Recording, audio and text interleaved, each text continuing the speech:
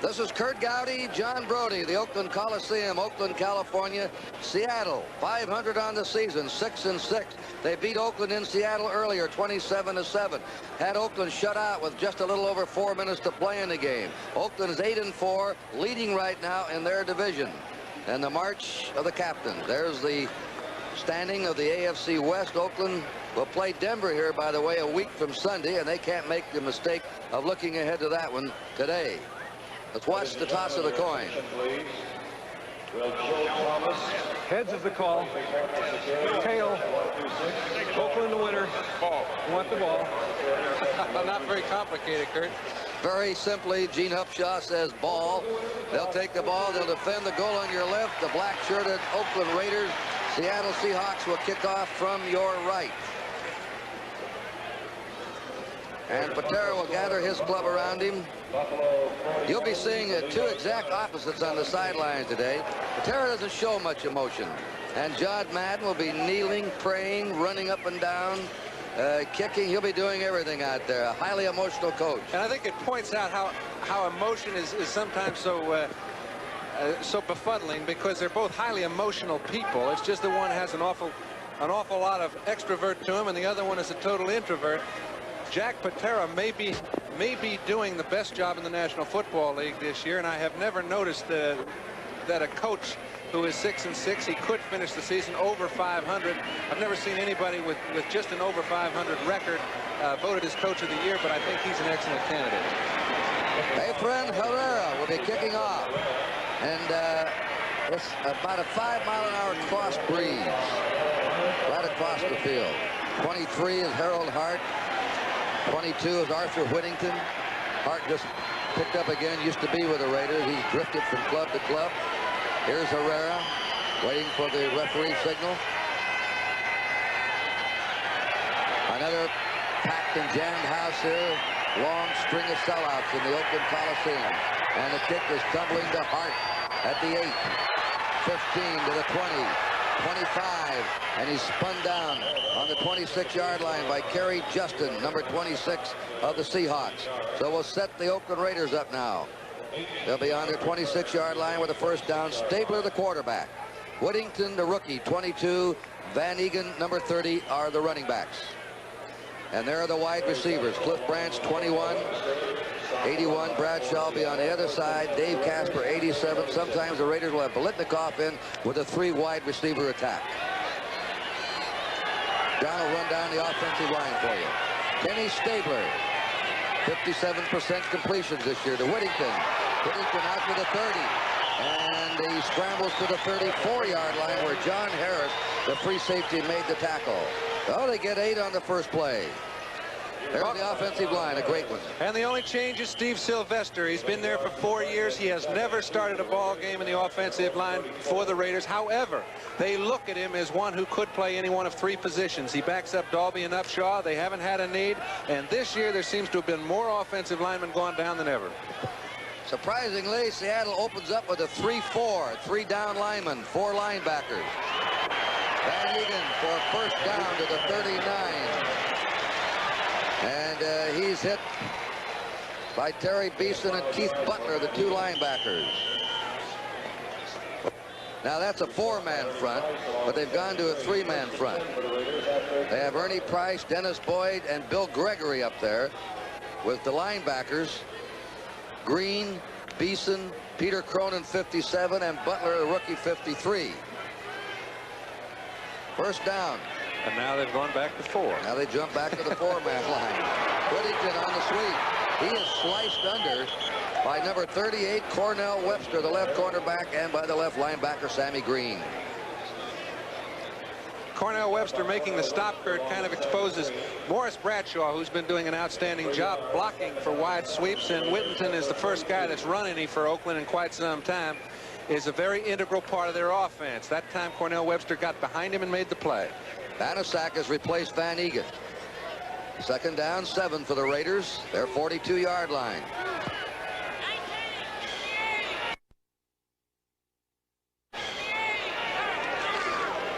Whittington, they're trying to get outside with Whittington. Whittington's over the 45 to the 46-yard line. Terry Beeson met him there. Arthur Whittington weighs only 180. 7th round pick. They didn't think he might last, but he's not only lasted but become a starter. They've had 2 backs go down, Clarence Smith, Robisky with knees. And the reason that Whittington may be as important an increment today as he could be is that Terry Beeson is awfully tough in the middle. You get the feeling that Oakland is going to try and stuff Seattle defensively in the line, see if they can't control the game at the line of scrimmage with their outstanding offensive line. They're going to have trouble inside because Beeson is so strong. If they do things effectively, I think it'll be Whittington to the outside. Oakland rushed for only 70 yards in that first Seattle game. So the Seattle defense did an excellent job on them. Down right now is Dave Brown, the right cornerback from Michigan. And they're examining his right knee. Keith Simpson will come in. The Jets upset Miami 24-13. Are there any upsets though anymore? I think they're just going to have to quit predicting someone to be the favorite, because I think we're 4 for 4 today, and last week we were 9 out of 14. It's about time we filed a favorite. Look at New England now. If they win today, they'll be playing. They're just starting now at Baltimore. If they win today, they'll go 2 games up on Miami, and they'll be in excellent condition to go on and win their division, qualify automatically for the playoffs.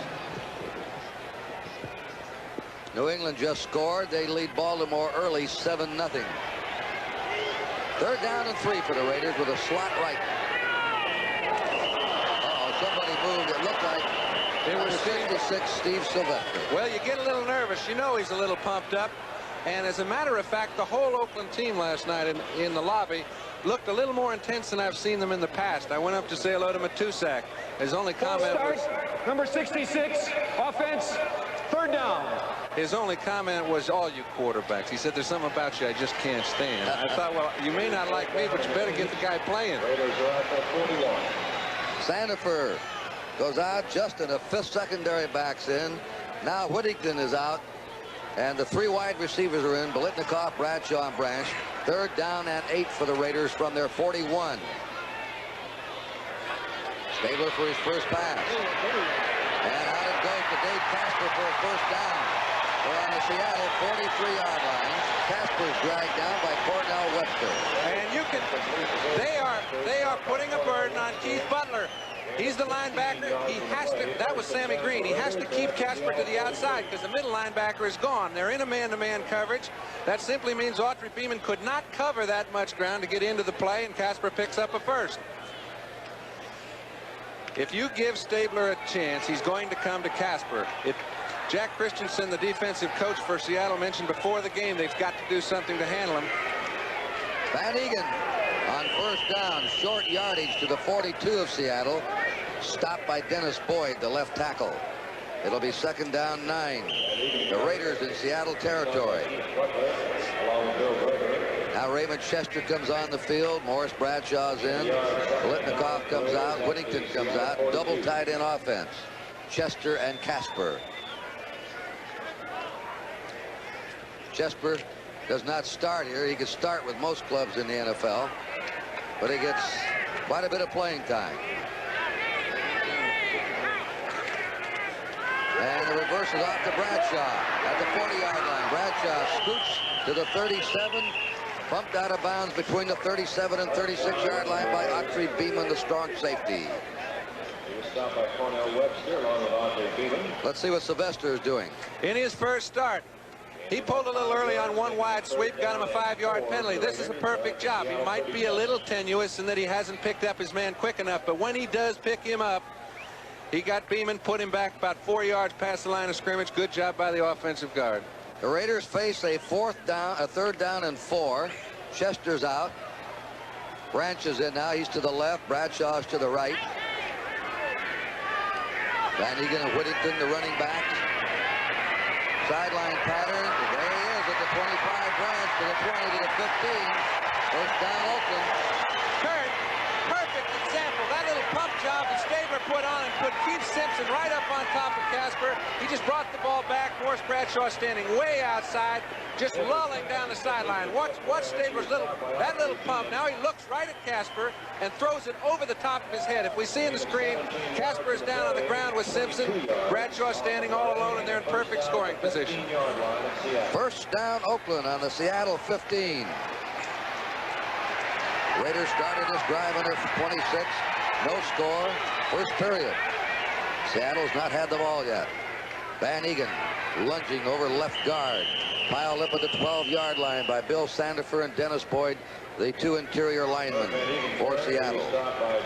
Kenny Stabler's not thrown an interception in these last two games. Everybody's been wailing about what a bad year he's having. Actually, he's ahead of last year in yardage at the same stage, same number of games, and only 1% completion behind last year. And I think interceptions being the criteria by which you judge quarterbacks is the most overrated stat in the world. Usually it's because you're behind, you have to try and catch up, and the good ones all do. Dave Brown's back in at cornerback.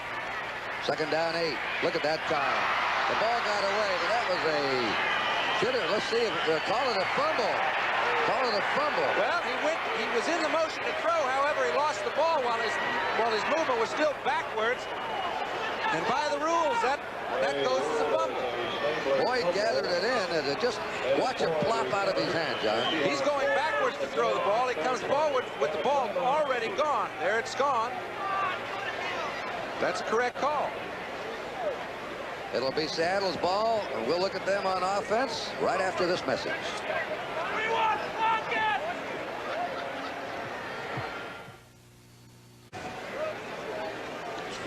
I don't think I've ever seen this happen in the course of a ball game. Oftentimes somebody's hit and the ball will do things such as this. However, Stabler's all alone. He's got his man. The ball's a little slick, as it often is early in the game. He knows it's gone backwards. He was not coming forward when it left his hand, and it was a correct call. God, I do remember seeing that once. Gerald Yepemian in his... Of course, he's not the passer Stabler is. No. First down, Seattle on their own 20-yard line. Jim Zorn quarterbacking in the I formation. Zorn to the deep man, Sherm Smith. Smith really ganged up. Smith has picked up 559 yards this year, just under 5 yards to carry. He can catch the ball. He's a big all-purpose back. Thank you very much, the Raiders.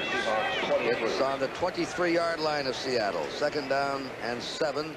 Smith's 47. Testerman playing in place of the injured David Sims today. He'll be 42. That's their backfield. 3 wide receivers, Raybo, Largent, and McCullum are on the field right now for the Seattle Seahawks. The tight end Sawyer's on the sidelines. Off to Sherman Smith. He's up to the 25-yard line. Checked up. And Phil Villapiano made the tackle. 3rd and 5, Seahawks. Their own 25. That's the backfield we gave you. And when they line up with a tight end, they have McCullum and Largent. Largent's the leading pass receiver in the NFL. Sawyer is the tight end. There's the offensive line. Tom Lynch and John Yarno, they're the strengths. Nick Bebout's having a good year. Bob Newton coming over from Chicago is just getting into shape to really play. And Steve August is a first draft choice. 3rd and 5. Zorn will throw. A control rush against him. He hits coming out of the backfield. Sherm Smith, first down at the 35-yard line of the Seahawks. You know, Kurt, I've seen a lot of backs throughout this year, and yet Sherm Smith stands up with all of them. We haven't seen David Sims. This is the 3rd time we've done Seattle. It's the 3rd game Sims has missed. They've called on Smith to do a lot more of their offense with Sims out of there. When you lose 11 touchdowns out of your starting backfield, you've lost a lot. This guy's been up to the task on all 3 occasions. Now McCullum left, Largent right. And Howard's in at tight end. First down, Seattle. Zorn taking the handoff to the sideline to Largent. He had a dive back for it. Largent, a brilliant young receiver, has caught 52 balls this year. for an average of 17 yards a catch and 5 touchdowns. And if he caught 52 that were as hard to grab as this one, he is some kind of receiver. Has to leave his feet. Zorn throws the ball the only place he can. Larson brings it down, 2nd and 3. I think you'll see Seattle go to a lot of quick type patterns against Oakland because their defensive line and linebackers have been playing better every week. Al Hunter's team with Smith as a running back. Testament to the sideline. 2nd down, 6. Hunter tackled at the 43-yard line of Seattle by Willie Hall, the inside linebacker. Al Hunter out of Notre Dame. Here's the front 3. Matuzak, the left end. McCoy's in the middle. Sistrunk at right end. The rookie starter, Browning, has a bad ankle, is not playing today. And 4 linebackers. Hendricks, Martin is starting in place of Monty Johnson, who's injured. Willie Hall and Villapiano. The secondary, 3 youngsters in that secondary. Yeah, with Jack Tatum leading the group. Jack Tatum is an outstanding center fielder back there. They won't come in the middle unless they have to. 3rd down, 2 for Seattle from their 43. Zorn hands off to Smith, and Smith may be there, he may not. They had to get to the 45. That forward measuring sticks right on the 45, and it looks like he had it. Sherman Smith again, all individual effort. He was hit very well at the line of scrimmage. They have not been able to penetrate Oakland defensively. Their offensive line, as I mentioned earlier, is a good one, but that time Sherman Smith picked up 3 on his own. Jack Patera, quiet man on the sidelines, as we told you. All right, they're all set for a 1st down on their 45-yard line. Zorn looks the field over to the near sideline to McCullum. McCullum is wrestled down in Raider territory at the Raider 47 by Monty Jackson, the right cornerback.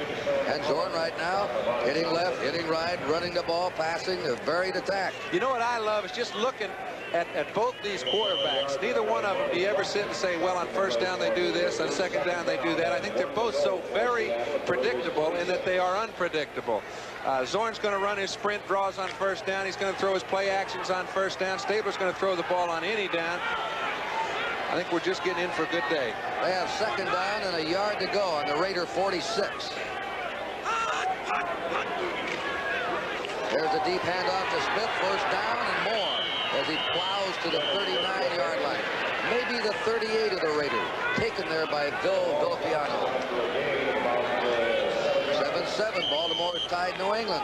Lyle Blackwood intercepted a pass of Grogan's and ran 21 yards for a score. Miami lost today for late tuners in. New England could open their lead to 2 games by beating Baltimore today in the AFC Eastern Division.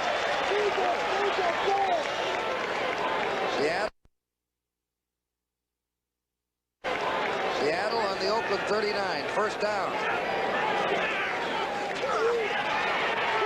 Smith hit and pulled down at the 38-yard line by Charlie Phillips, the strong safety. A yard gain, 2nd and 9. Sherman Smith will elude most of these tackles. His offensive lineman and Don Testerman do a pretty good job of blocking. He's putting Charlie Phillips in a bind, one-on-one out there. Nobody else to contain.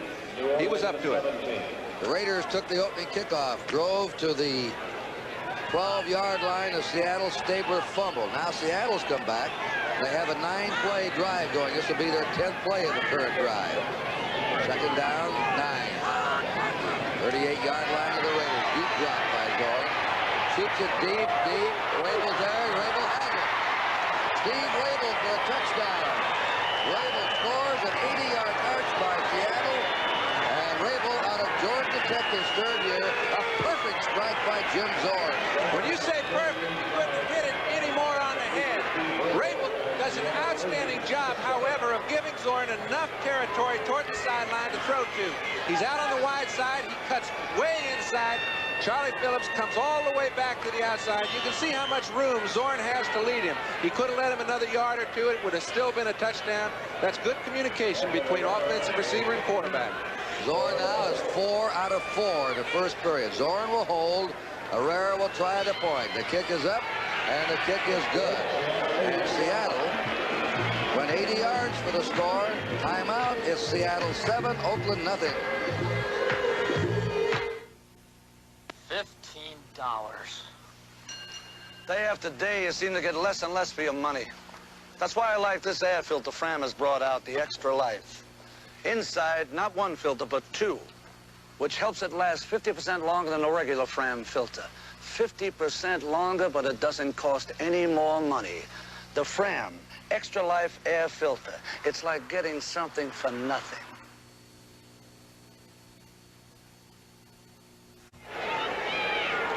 That's the story of the Seattle drive. Herrera will be kicking off. Deep for Oakland, Harold Hart and Arthur Whittington. They've been trying to kick away from Whittington. And they drive this one to Hart on the 6. Look out. 15 to the 20, 25.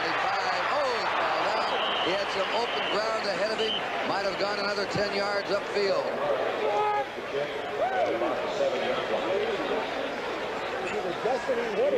Harold Hart gets the ball and just barely stays in bounds. The previous kickoff, Cornell Webster got taken out. He did the same thing this time. Kerry Justin was not there to help out. Harold Hart was the only man that helped that player. He'd have been gone to the 50. The Raiders are trailing. 3:31 to play in the first period, and they have the ball on their 33-yard line. Branch spread to the left. Bradshaw right. Van Eegen and Whittington the running backs. Staver will go to the air. Shortman over the middle to Van Eegen to the 40. Van Eegen is tripped up by number 58, Terry Beeson of Kansas. And he's downed on the 41-yard line of the Raiders, an 8-yard gain. He delayed and just slithered over the middle and waited for the short pass. I think that's often the most effective type of throw in the world on first down. Once you fake it to a linebacker has a tendency to leave him alone. He did so. We call it a little check flare. Linebackers are usually back in their drop. He handed it off. Now he's got 2nd and 1. Seattle's gone to a 3-man front. Sandifer goes out. Cronin comes in as a 4th linebacker, Peter Cronin. Van Eegen hit and dropped at the 40-yard line by 58, Terry Beeson, again the middle linebacker. That's going to bring up a 3rd and 3, John. And you know they go left when they get in trouble. 1 yard, they feel they can pick it up anytime. However, Beeson slips in behind Upshaw and Dalby, grabs Van Eegen before he can get started. Now it's a little more than 2nd and 1. And the Seahawks back to a 4-man front. We've not had an incomplete pass yet in the game. Stabler's 3 out of 3. Zorn is 4 out of 4. 3rd down and 3. Raiders from their 40. Seattle ahead 7-0. Look at that protection. Out it goes. Flag is down. Whittington is dropped behind the line of scrimmage, and right on him there, number 53, Keith Butler, the right linebacker. This is a holding against Oakland. Seattle probably will decline it. There's the final, an interconference game. Cleveland beat the Rams 30-19, the 3rd loss this year for the Rams. And a final, another interconference. The AFC goes 5 games up now. On the NFC, Buffalo beat the Giants 41-17. Looks like Terry Miller had a great day there. He ran 39 for a touchdown and 13 for a touchdown. And I'm going to bet you Ferguson had something to do with it, too. He did. Jets beat Miami 24-13. Ray Guy, the leading punter in the NFL, just under 44 yards a kick, will be booting to Rufus Crawford, the rookie of Virginia State. The wind is no factor. The flag's hanging limp off the poles. Guy booms, towering spiral. Crawford on the 13. And he is dropped at the 20-yard line. A 7-yard return. Where Seattle will take over. A punt of 50 yards by Ray Guy. Timeout on the field with a score. Seattle 7, Oakland nothing. First down, Seattle on their 20-yard line. The Raiders change up. They put in Phil Yacht right in, move Sistrunk to the middle, and Matuzak is the left end in their 3-man front. Seattle on the 20. They haven't had an incomplete pass yet in the game. 8 for 8 by both quarterbacks. Larson coming back in motion. Zorn chased around. This is what he likes to do. Roll left and he goes out of bounds. Now that's something that the Raiders did not do in Seattle against Oakland. And if you'll notice, Oakland played for a very rare instance a 4-man rush. They have had trouble with a three-man rush. Take a look. Here's Sistrunk and Filyaw, both of them coming in. Villapiano gets a little hooked in. However, when you're playing a four-man rush, you know Sistrunk standing around looking for draws and screens. Any sort of movement by Zorn, he's after him. Secondary handled the receiver. Zorn had nobody to throw to. That's the first time I've seen him contain him. 2nd and 17. You're looking at Otis Sistrunk, the middle guard now. He started the game at right end. 2nd down, 17. Sherman Smith's gone out. He's playing with a tender knee today, and he may have re-injured it. And David Sims is out. Falling down on the 11-yard line is Al Hunter. Another 3-yard loss, and now it is 3rd and 19. Filyaw was on top of him.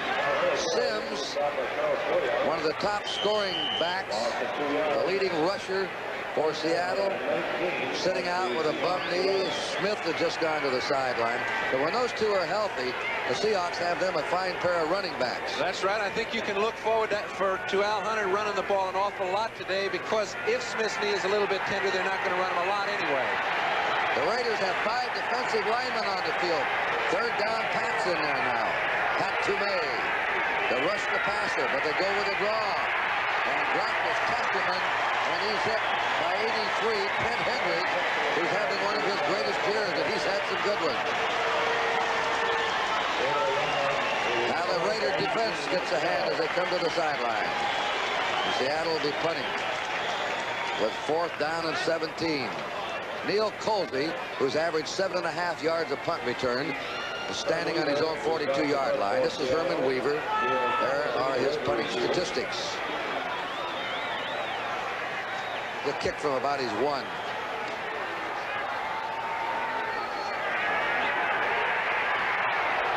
Lowen bouncing, gets a Seattle bounce to the 50. Phillips going to the 44 and dropped to the 43-yard line of Seattle. The Raiders have great field position now. Ray Guy helps set it up with his 50-yard kick. Timeout again. Our score late in the first period, 7-0 Seattle. Raiders ball on the Seattle 43. New England leading Baltimore 14-7. Grogan to Jackson, 23 for a touchdown. 3:21 to play in the first period. Baltimore, you remember, upset New England earlier in the season. All right, Stabler looks them over, and he gives it off to Van Egan, running left to the 40. Van Egan powers his way inside the 35, and spotted on the 34 of Seattle, where John Harris had to make a free safety. All right, you're playing a team in Oakland that is pumped up. These guys, look at that offensive line surge. Shell, Upshaw. These guys are doing a job. Dalby handles his man from the right tackle position.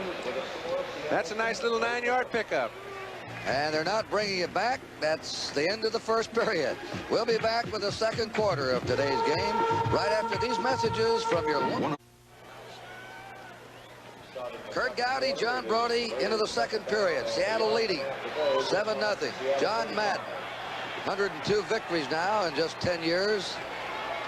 Trying to drive for the first down is Mark Van Egan. I think John got to those first 100 wins just a little bit quicker than Don Shula. But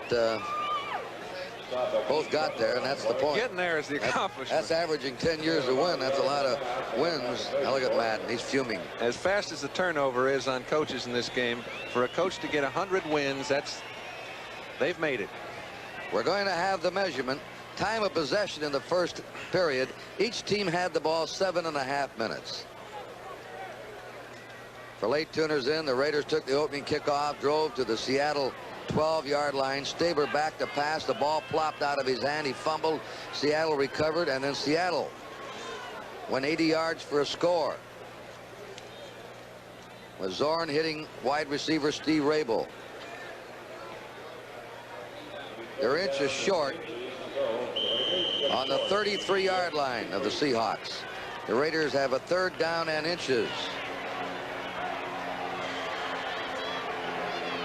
Van Egan and Whittington with 3 tight ends on the field.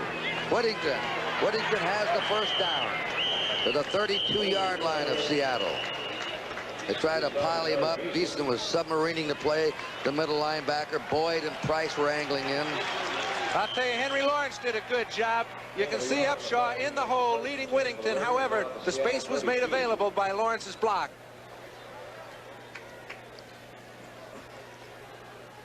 Cincinnati over Houston in the first period, 7-0. Anderson, the tight end, Don Bass. Here we go again. The Bengals have won only one game this year.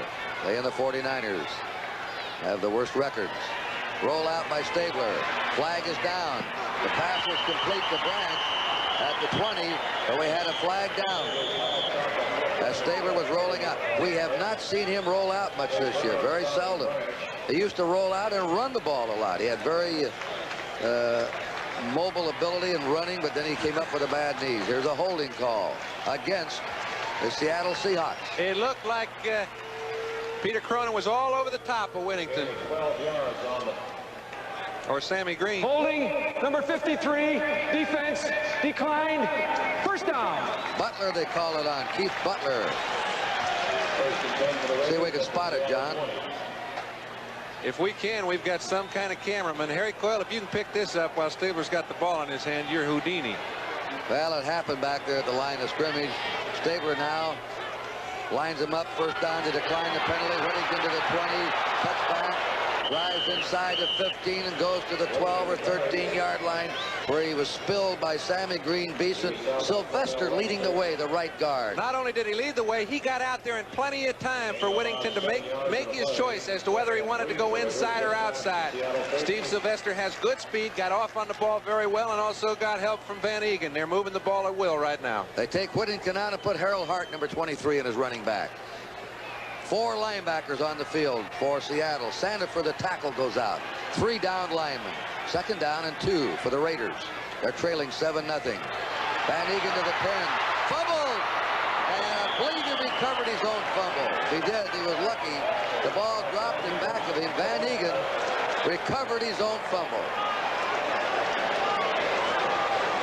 Okay, now they run to the left side. They've run to the right effectively. You'll notice they're going wide most of the time, trying to cut off the middle linebacker, Beeson. Created a big hole. Harold Hart got a good block on Beeman, the strong safety. Now, there was an element of luck. However, keeping your attention on the ball when it does leave your control is a very fine quality, and Van Egan found it real quick. That's 21 fumbles this season, 11 of their own. First and goal to go for the Raiders on the 4-yard line. Flag is down. Van Egan for a touchdown, but they dropped the flag. Well, we'll have to wait. Offside. Number 20. Seattle. It'll be declined, and the Raiders have scored. Van Egan going over for his 8th touchdown.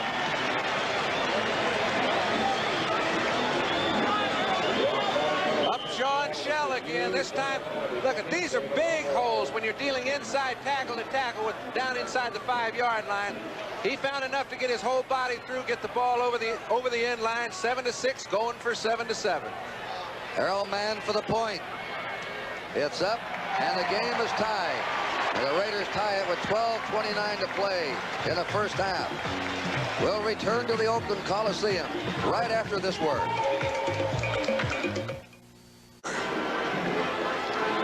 That's the story of the 43-yard drive by the Raiders.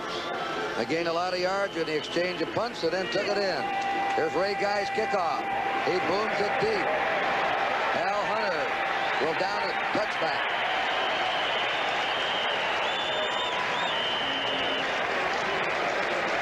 Seahawks ball, first down on the 20.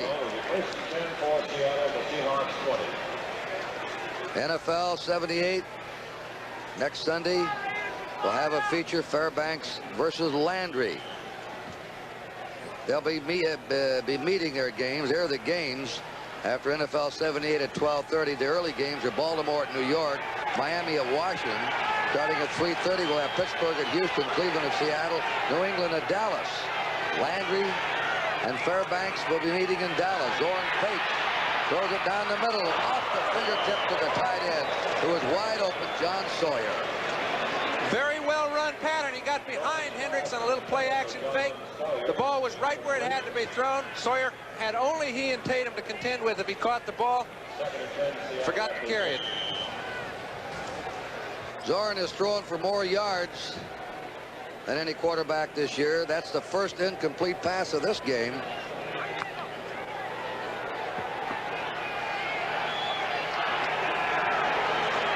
Second down, 10 for the Seahawks from their 20. Here's a rollout right. Out of bounds as Testerman bumped out on his 28. Zorn likes to roll left, naturally being a left-hander. This time he took off the other way. He seems to do it going the opposite way of that which he throws as well as any quarterback. Bradshaw does it very well. Only those with strong arms can do that. He's got a strong arm. In fact, he's got a lot of ability. And we told you Zorn led the league in yards passed. I think the only player to throw more passes is Tarkington this year than Jim Zorn. Third down and 2 for the Seahawks. Well, Hunter, the lone setback. Hunter has the ball. Hunter is stopped.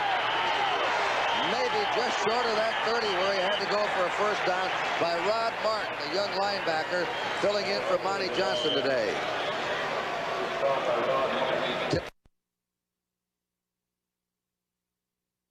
Right up against the 30-yard line.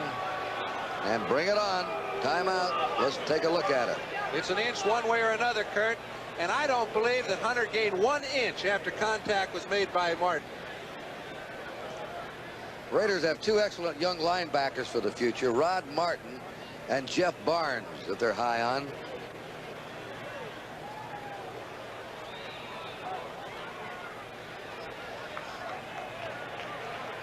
Short by an inch, Kurt, and that just means the chains are correct. Here comes Hunter. Pretty good block at the point of attack. However, Mike McCoy was the man that got the good lick, allowed Martin to stand him up and hold him an inch short of a first down. The Raiders are going, or the Seahawks are going for it. Patera has sent Bullard in, a left tackle, offensively. This is 4th down and an inch to go. I like it. On the Seahawk 30-yard line. Testerman, first down. Testerman wriggles out to the 34-yard line. They gamble in their own territory. I think, you know, it isn't a gamble. It's the same as a turnover. They think their chances are about 80-20 to make it, maybe a little higher, doing it from inside your own 30-yard line. But they move people out on the right side. When you do that, anybody can run for yardage. Both Bob Newton and Steve August did their job. And so did John Sawyer. John, all those 3 were wedging ahead of him. Seattle under 34, first down. Game tied, 7-all, second period. Smith's back in. He is banged hard at the 35 of Seattle. And he's hit there by number 53, Rod Martin, the inside linebacker. And John Matuzak, the left end, number 72. Second down, 9. Time remaining, 10:57 in the first half. Seattle scored first. 80-yard drive. The Raiders came back on a 43-yard drive. Rabel scored the touchdown, a pass reception, 38 yards for Seattle. Van Egan bucked over 4 yards for the Raiders. That's been the scoring. Rabel's on the field right now. 3 wide receivers. In motion goes Testerman. Zorn dropping deep. Throws to Testerman, and he's bumped out on the 41-yard line of the Seahawks. Driven out by Monty Jackson, the right cornerback, 42. Zorn would have thrown the ball a little bit earlier, but just as he went to unload it the first time, he tripped, and there was nobody back there. He's got awfully good balance to come back and hit Testerman again and still have him open. As he rolls out, you'll see he's ready to go right about now. Whoops. And he knew he had to catch his balance, came back and hit him just on the run. That gives the Seahawks a 3rd and 3. Line of scrimmage, their own 41.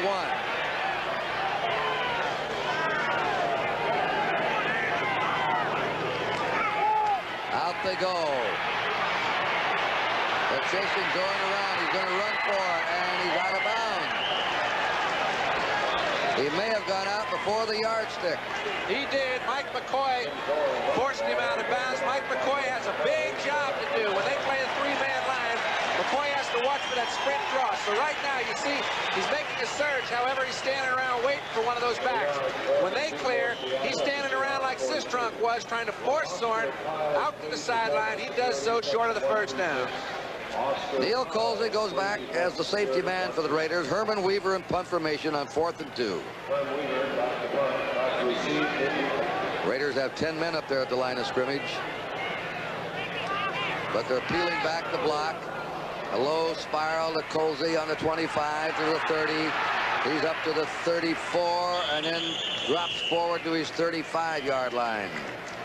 So now we'll watch Oakland back with their offense after that punt of 29 yards with a score tied 7-all. 10 minutes, 15 seconds left to play in the first half. Raiders ball their own 35-yard line. The game tied at 7-all.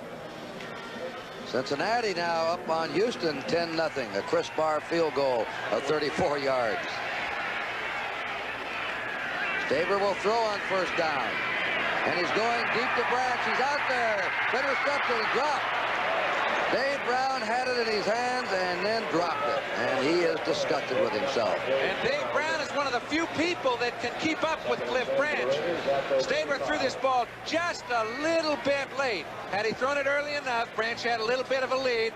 Brown will depend on his speed to catch up. You can see he's cutting underneath. Ball been thrown a little farther, might have been 6. However, Brown is awfully tough to beat. 5 out of 6 for Ken Stabler in this game. He sends Bradshaw right, Branch left again. 2nd down, 10 for the Raiders. Their own 35. Here's a draw play. Whittington spinning away, 35. Whittington hit hard at the 40-yard line by Keith Butler and Dave Brown. It's a tough kid, this Whittington, at 180. He's a good lead blocker, too. Well, they put in a defense called a nickelback defense. Keith Simpson, with their first draft choice out of Memphis State, was very fast to come up and make the play. Sometimes those halfbacks that'll hit can really help your defense. 3 wide receivers. Biletnikoff joins Branch and Bradshaw. 3rd and 5. Raiders on their 40. Raiders on their 40. 3-man rush. Look at this time. Pass good to Casper for a first down at the Raider 48-yard line. Dave Casper has his 2nd catch of the game. He was wrapped up by Peter Cronin and Keith Simpson. There is no pass defense that can handle that much time for a quarterback to throw. Stabler in the past has been given 4 and 5. They depend on it. However, watch what the linebackers have to do. They've got Casper handled here. They've got him handled here. But they don't have him handled here. As soon as he makes his move forward, he's dead. They've got a first down. He came back to the ball. A smart move by Dave Casper. Biletnikoff and Branch stay in as wide receivers. Here's Whittington trying to run a sweep. And he picks up 5 to the 47 of the Seahawks, where Bill Gregory brought him down, aided by Terry Beeson, the middle linebacker. Oakland's in Seattle territory in the Seattle 47, a 2nd and 5. Time in the first half, 8.5 minutes. The score tied 7-all. The Raiders, by winning, can go a full game ahead of Denver. They meet Denver here next Sunday evening. Seattle, by winning, and be right in the thick of it. They could drop the Raiders to 5 losses. They'd be only 1 game behind them then. And Denver's lost 5. Out it goes to Whittington. There's a flag down. We may have holding in that backfield of the Oakland Raiders. And if it is holding, it very easily could be on Gene Upshaw, because the official threw the flag, hit Gene in the head, as a matter of fact. Well, this will move him back. Instead of a 2nd and 2 or 5, they're going to have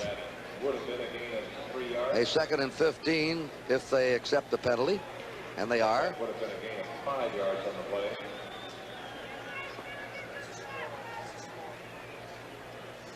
This puts the ball. Let's listen to this. Holding, number 63, offense, 2nd down. It was on Upshaw, as John Brody called it. It's on the 43-yard line of the Raiders. They have a 2nd down and 15 to go. You have to be a pretty good official to catch him. He's had experience. The Raiders now will attack with 3 wide receivers again. Second down and 15.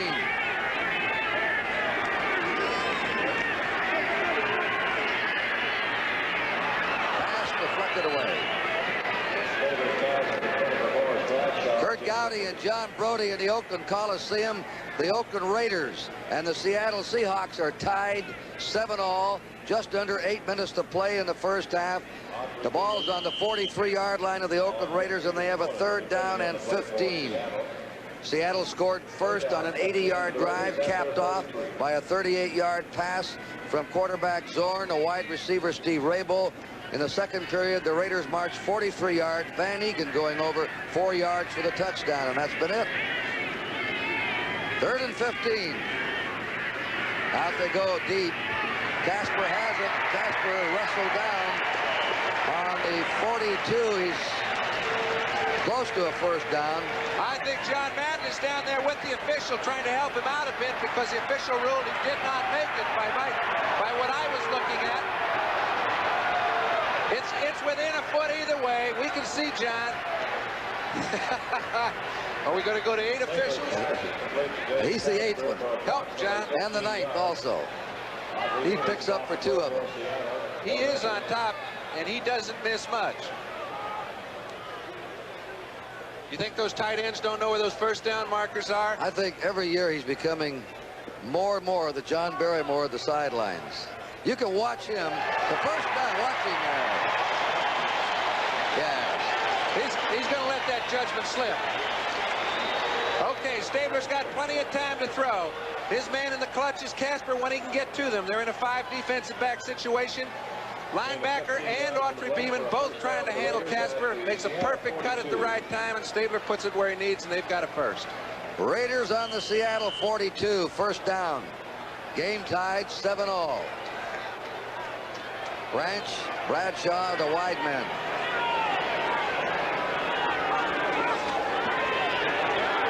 Plenty of time again. That's deflected at the line of scrimmage by Ernie Price, the left end, number 62.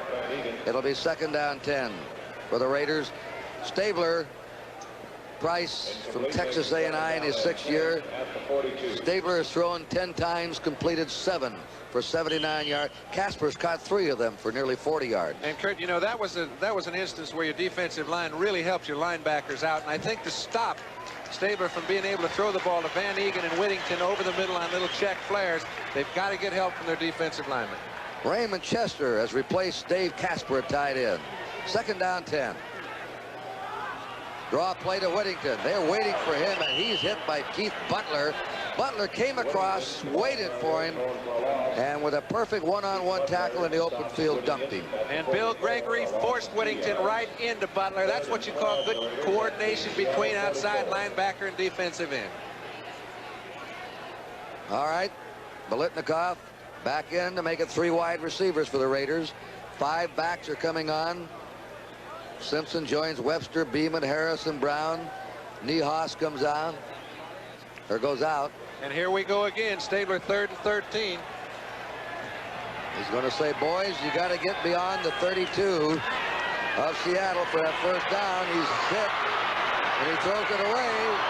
And he was throwing it to a lineman, number 78, Art Shell. Good movement by Shell. In order to avoid getting a 15-yard penalty, he did duck the ball rather than catch it. It's a natural reaction to catch that thing whether you're a lineman or not. Stabler could not tell. He was under real duress here. Good pass rush. They're playing a little game. They're also sending a linebacker in on the play. They slipped the block. As they did so, pressure up the middle hurts any quarterback. Keith Butler on a blitz. Stabler can't differentiate between Shell or Van Egan. That's okay. That Lawrence hit the ground, didn't he? I don't want any part of that ball. Punt formation with Ray Guy.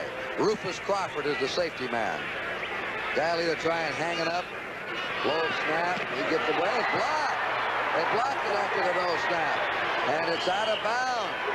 In there was Cornell Webster to get a piece of it. Cornell Webster, number 38. Guy fielded the low snap. And Cornell Webster, is one of their outstanding special team men, as well as one of their fine cornerbacks. The ball hit the ground, made Ray Guy delay just a little bit, but Webster is off right on the snap of the ball, takes a perfect angle toward it. A perfect angle is where if you miss it, you still don't interfere with the kicker, and they've got a big break. Well, they're all talking it over, and while they do, we'll take time out. It's a tie game, 7-7. 44-yard line of Seattle. There'll be some interesting games next week on NBC. Miami and Washington, early game, starting at 12:30 with NFL 78. Two excellent late games, Pittsburgh at Houston and New England at Dallas. They'll start at 3:30 with NFL 78. A word from the Cincinnati-Houston game. Earl Campbell will tell you about this after this play. First down on the Seattle 44-yard line. The lone setback is Don Testerman. He has the ball, and he goes down with a flag drop. We may have a holding here. Earl Campbell has just broken Don Wood's record of 1,163 yards rushing by a rookie running back. Campbell, so far, early in that game, in the first half between Houston and Cincinnati, now has 1,176 yards for the season, an all-time record for a rookie running back, and more to go.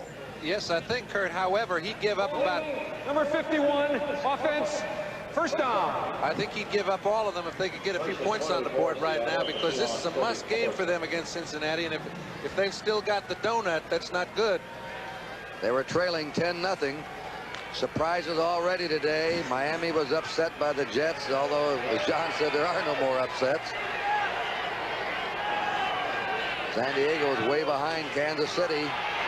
Going down the sideline. Ooh, ooh, ooh. And that was Steve Largent, the leading pass American Conference, who broke down that sideline. He was covered by Phillips, who was trying to dive for an interception. And it's only the outstanding quarterbacks that can hit that seam. You have to throw it as soon as they get past the cornerback in a double zone. Charlie Phillips was coming over, but there is a little dead spot in there. Zorn zipped the ball, zipped it just a little bit lower. It would have been a big gainer. With 10 seconds to go, Tarkenton to Rashad. And they tied Green Bay 10-all. They're in overtime. They're now in overtime. There's a final. Kansas City shut out San Diego to snap a 4-game winning streak to the Chargers. Second down and 20.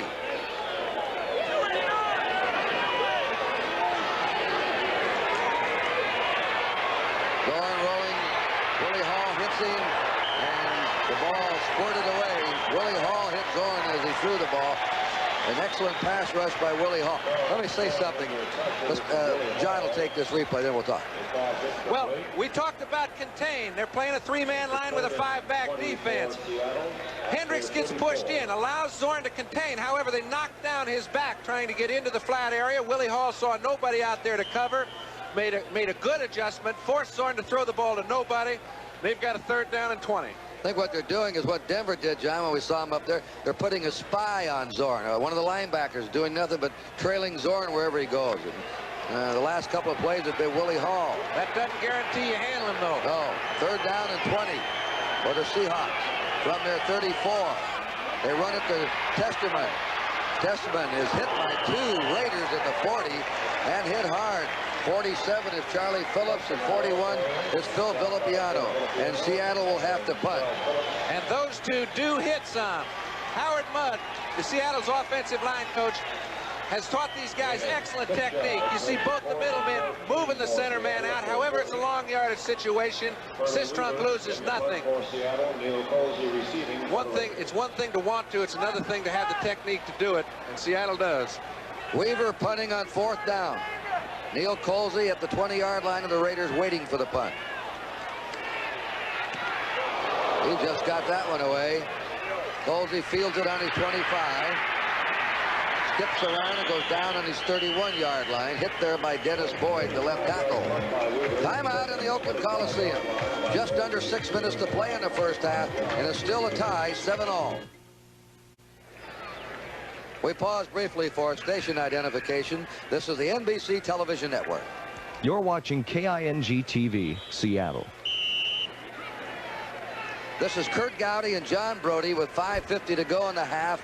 There's your score, a tie, 7-all. Seattle scored in the first period, a 38-yard pass. Zorn to Rabel Van Egan went over in the second period for 4 yards, and that has been the scoring. On first down, slicing over his left tackle coming out to the 35 is Arthur Whittington, brought down by Terry Beeson and Keith Butler. Kurt, you know what I've noticed more than any other ball game I've seen all year today is that they're moving different defenses in and out. In other words, they respect each other's offense so well that if you play a certain little defense, they're going to beat you with it. Both teams are going to do so. Terry Beeson making another fine tackle inside. Whittington has got to get outside to get away from Beeson to pick up yards. But you just notice the respect both teams have for each other's offense. 2nd and 5. Flag is down. It's to Casper, but they dropped the flag. They may have another holding call. Regardless of whether they drop the flag, that move I haven't seen. Stabler sitting there. He had a defensive lineman all over the top of him. Just as he was about to throw it, he made a move, got underneath him, and got it to Casper. It doesn't look like it's going to count, but it sure was a nice move. We were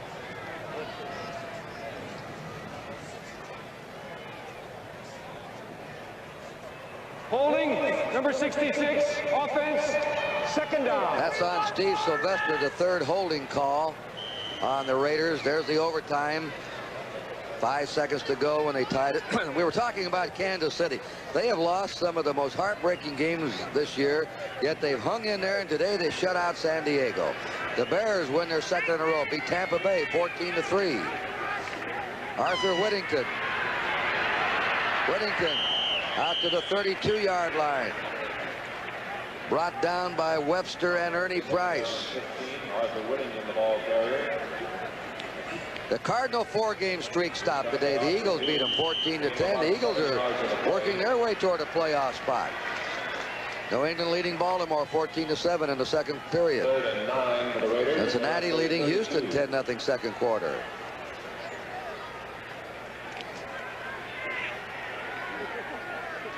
And back here in Oakland, we got a little 3rd and 9, Kurt.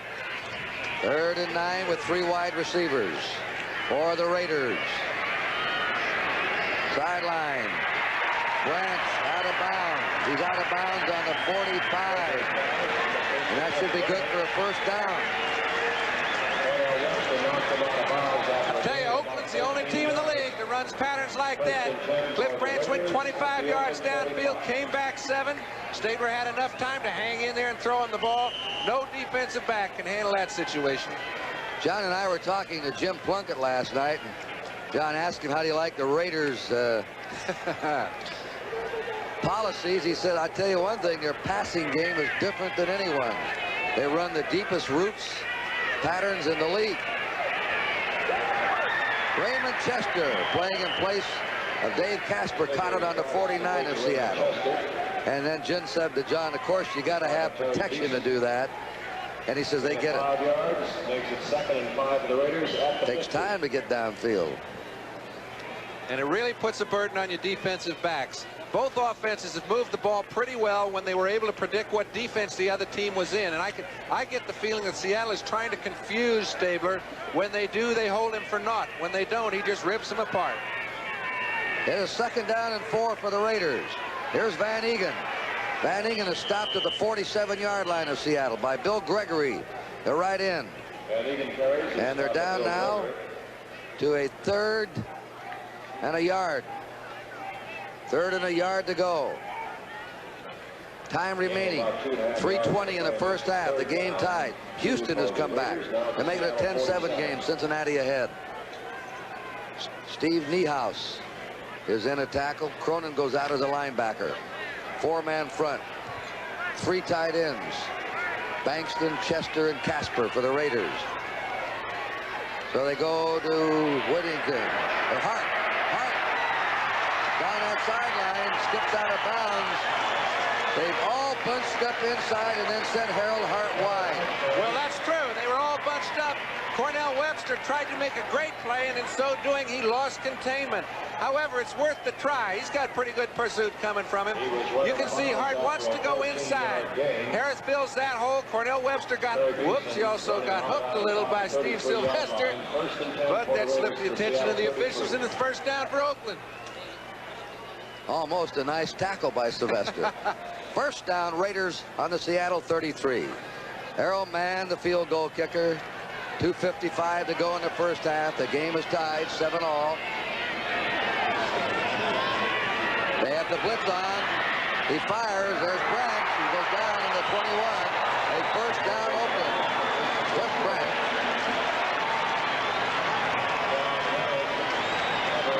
You can tell Stabler as well, Kurt. He's moving around in the pocket. He's never really run the ball that effectively as a professional quarterback. In college, he was something else running the ball as well as throwing it. However, you can see he's got real quick little movements, nifty feet. Puts the ball right where it has to be thrown to Branch. No defensive back has a chance under those conditions.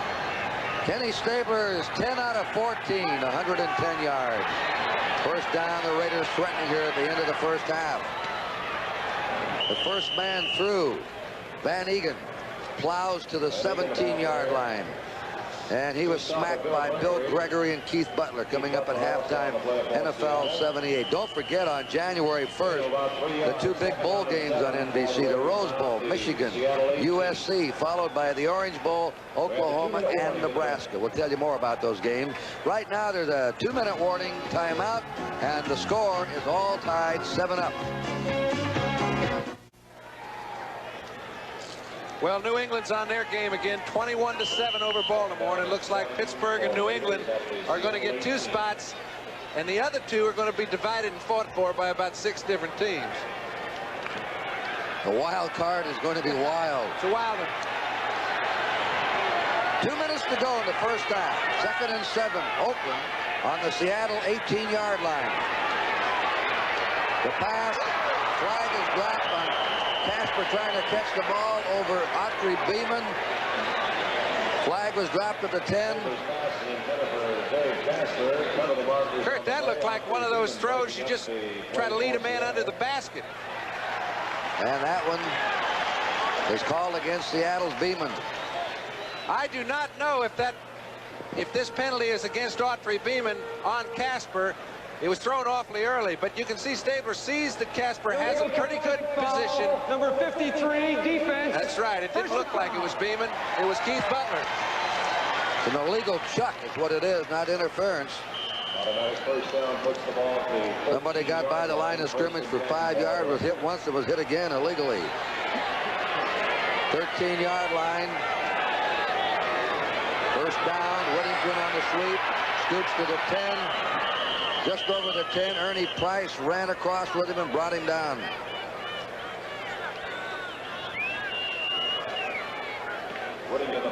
Second 7. Earl Campbell has just broken the all-time Houston rushing record for a season. 1,198 yards.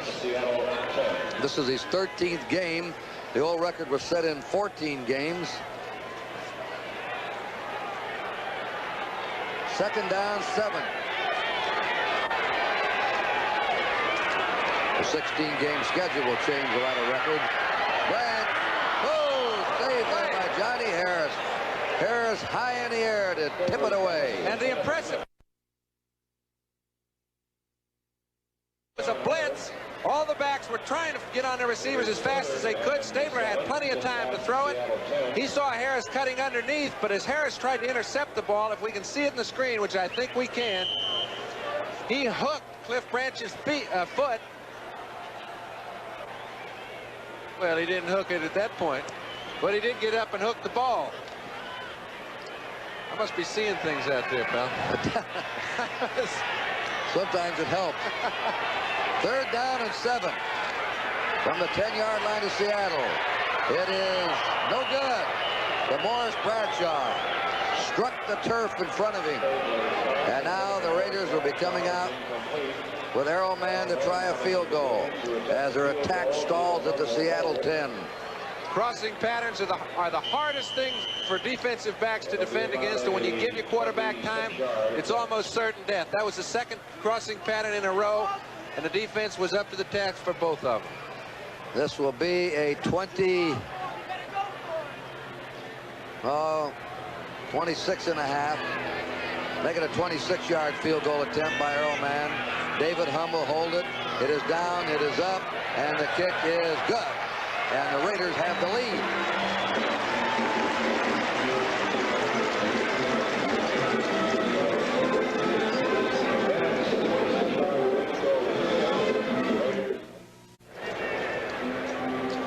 Exciting year coming up on NBC for the rest of the season. All the playoff games, the AFC, bowl games, loaded for you for sports excitement. Here's the kickoff. Guy's boot wobbles down to the 10. Picked up by Crawford at the 5. He's buried. He's down to the 5-yard line. But they may spot him on the 7-yard line. Harold Hart got down there.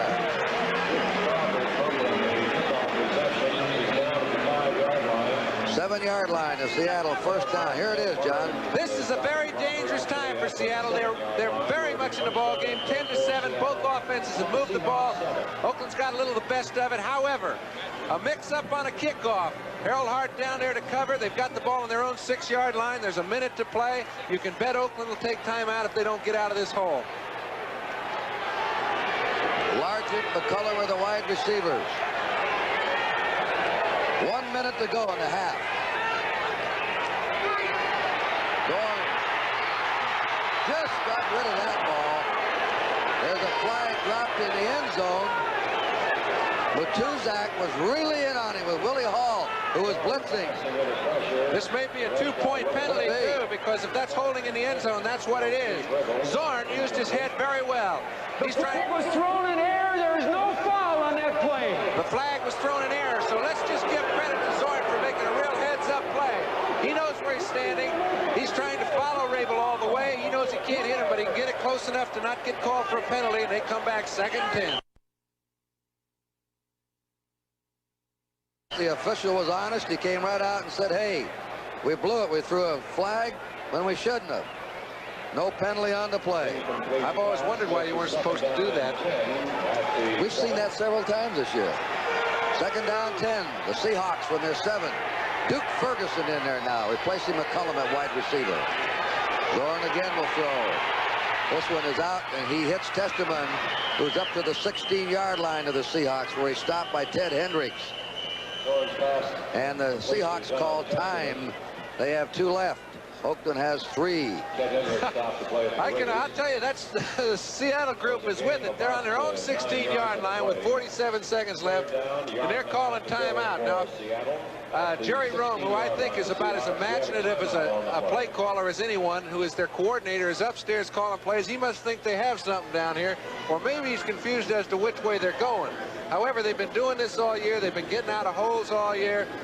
Here you can see him conversing with Howard Mudd and Jack Patera.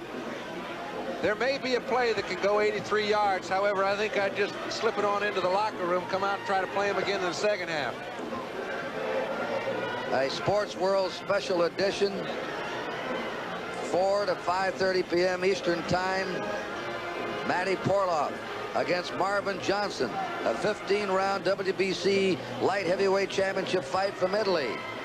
Porloff, the 30-year-old WBC light heavyweight champ from Yugoslavia. 122, lost 1 fight and had a draw. He's had 11 KOs since he turned pro 3.5 years ago. Marvin Johnson is a 24-year-old powerful puncher, strong attack, especially in the early rounds. And that will be on NBC Saturday, December 2nd. 3rd down, a yard to go for the Seahawks. 47 seconds remaining in the half. Testerman to stop short of a 1st down. Now the Raiders may come in and call time and stop the clock. I think there is no doubt. Okay, they're calling on their offensive line to move somebody out on the left side. Testerman sees no hole to the left outside, has to cut it back to the inside, and when you stop, your momentum has nothing going for you at the line of scrimmage. You're not going to make many yards. And it's all confusion. They're on 4th down. Yeah, but that's just heads-up football. They feel they caught the Raiders with more than 10 men on it, with more than 11 men on the field. They were going to get a penalty and cold control of the ball. Zorn used his head. However, Oakland was smart enough to call another timeout. And now they'll punt. That was all confusion. The Seahawks had men pouring on the field trying to scramble off. So now each team has 2 timeouts left. in the first half. The last game, Seattle rushed for 204 yards. Today, they've been held to 31 yards rushing in the first half. It's been a different Oakland defense. Coming up at halftime, NFL 78, with all the highlights and scores of what's happened today. And a lot's happened, as usual, in the NFL. That's Testerman talking to the Seattle head coach, Jack Patera. 10-7, Oakland leading. Madden wants to talk to somebody. Now he calls the official over. And Patera was just talking to Zorn, and it didn't look to me as if he was asking him for instructions of any sort. I don't know what happened out there, but it didn't look well enough organized to be able to draw a penalty even when Zorn went back in and took the ball from center. Herman Weaver in punt formation. Colsey's on his own 45.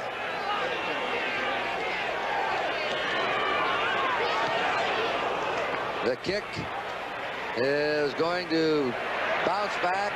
The flag down. And it's going to be in Seattle territory, out on the Seattle 40. 21 seconds to go in the half. Punt of 23 yards. Well, there's no doubt. I'm sure Oakland would take the punt and decline the penalty because they would also save seconds. They've only got 21 left. However, if it's against Oakland, that might be a three-point break, and it is against Oakland. It's a personal foul against Oakland. This will give Seattle a first down, and now they can retain possession and run it out in this half, or try and score. Yeah, running it out isn't in their playbook. Personal foul, unnecessary roughness, number 47 defense. First down. That's on Charlie Phillips for unnecessary roughness. And it must have happened before the ball was in the air, and that's the only way that Seattle could keep control. Seahawks with a first down on their 32-yard line, trailing 10-7 in the last 21 seconds of the first half.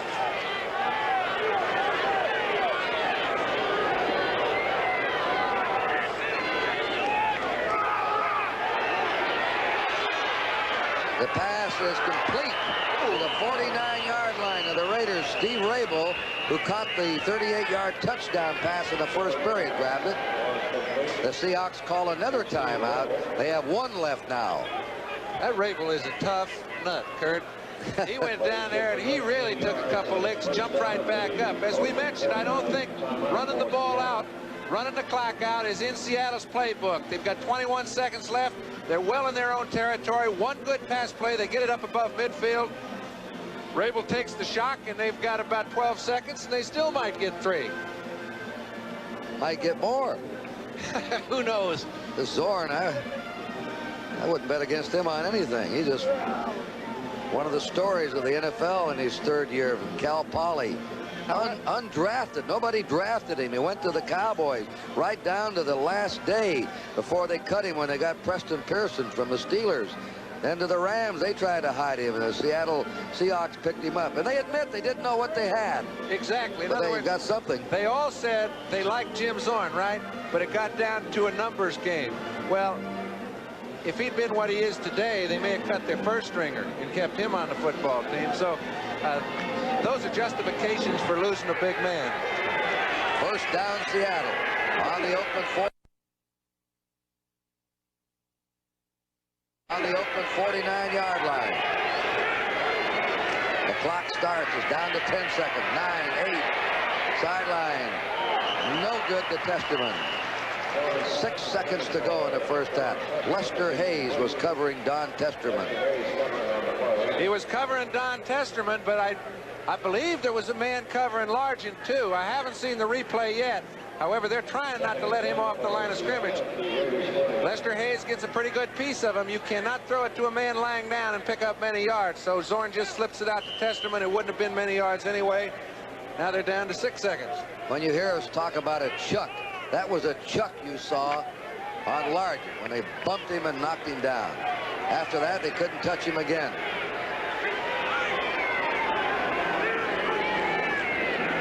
5, 4, 3.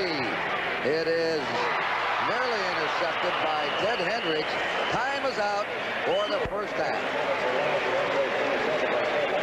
And a well-played first touchdown, and a tight one. So the score at halftime in the Oakland Coliseum, the Oakland Raiders 10 and the Seattle Seahawks 7. Now let's go to Brian Gumbel. Number 13 was a day of upsets and a day of lost expectations. Case of both in Cleveland today, where the Browns beat the Rams by a score of 30-19. The Rams were hoping for a win to clinch the NFC West title. Instead, the Browns upset them 30-19. Brian Sipe threw for 246 yards. And Mike Adamle, you were watching that game. Were the Rams just simply overconfident, or were the Brownies playing it that tough? The Browns played very tough. Remember, it's Cleveland, Ohio in November, late November, and it's very tough for a West Coast team to come in there and win. Sipe was exceptional, though, and he had a lot of time given to him by the Browns' offensive line. Here he hits number 85, Dave Logan. Big pass reception down to the 39-yard line. 2 plays later, Sipe went back to pass to hit Reggie Rucker. He does. Rucker's all alone in the end zone. That score made it 24-9 in favor of Cleveland. The score is now 24-12. They give it to Greg Pruitt, number 34. 9 carries, 74 yards. Remember, he's been hurt all year long. But watch this run. He breaks about 5 tackles, 57 yards in all. Pruitt scores to make it 30-12.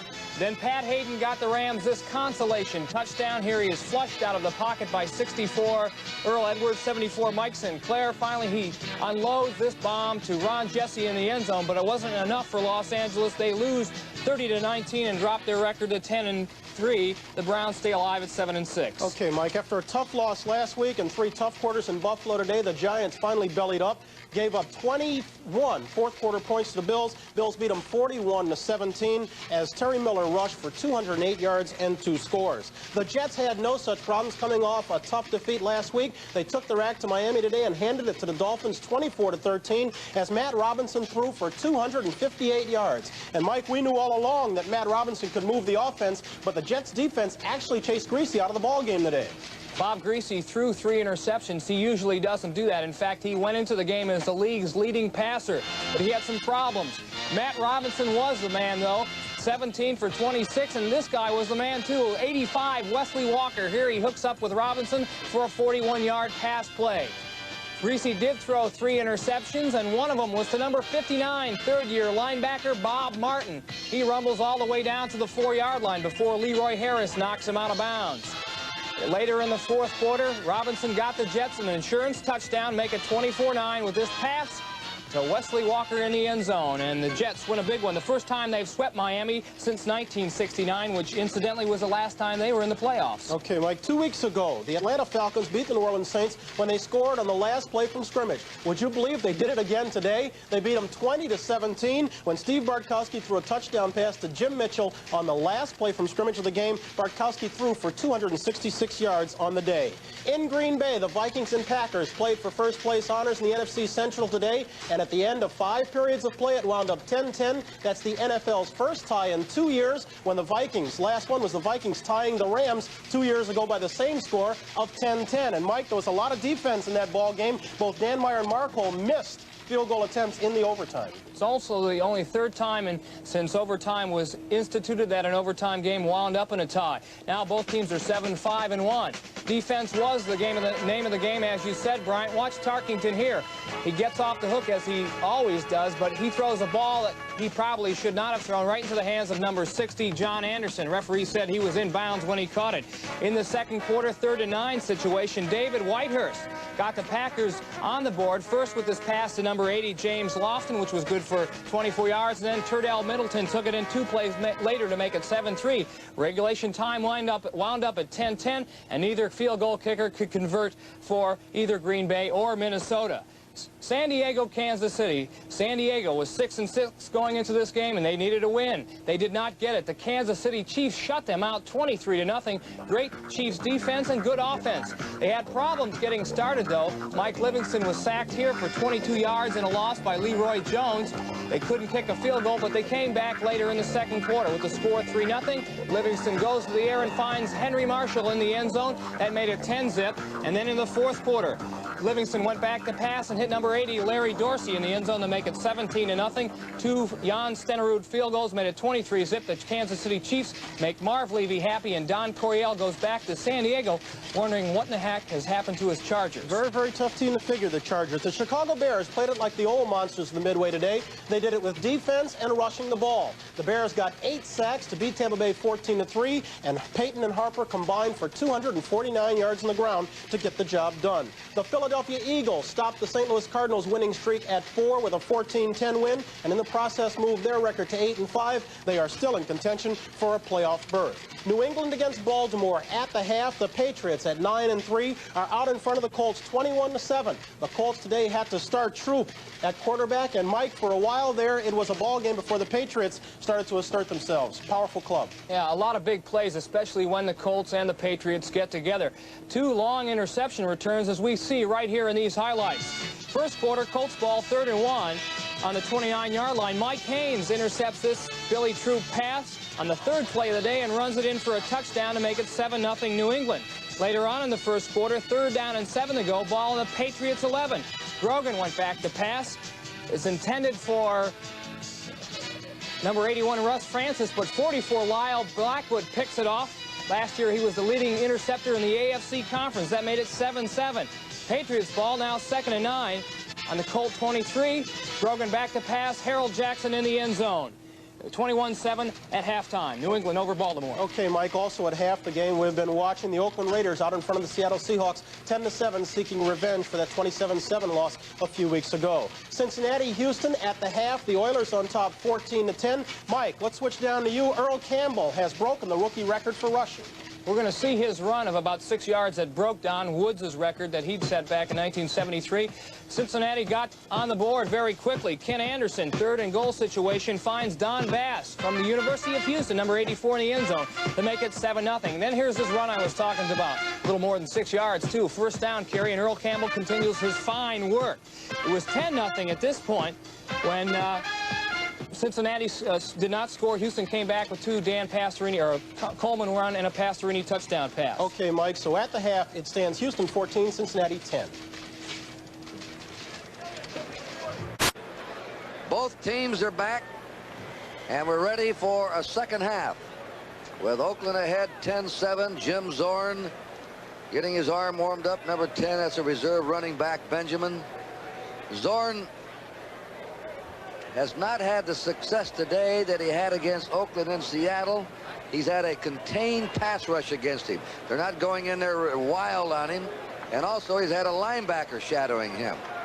Very carefully defensed today by the Raiders. Yeah, but his attitude hasn't changed, and that's what I like. I have never seen a team call timeout inside their own 20 with less than 30 seconds to play, and then try to catch the other team with 12 men on the field on a 4th down situation. I can understand them running the clock out, and it's the sort of thing that they kind of let Oakland know, folks, we're coming at you.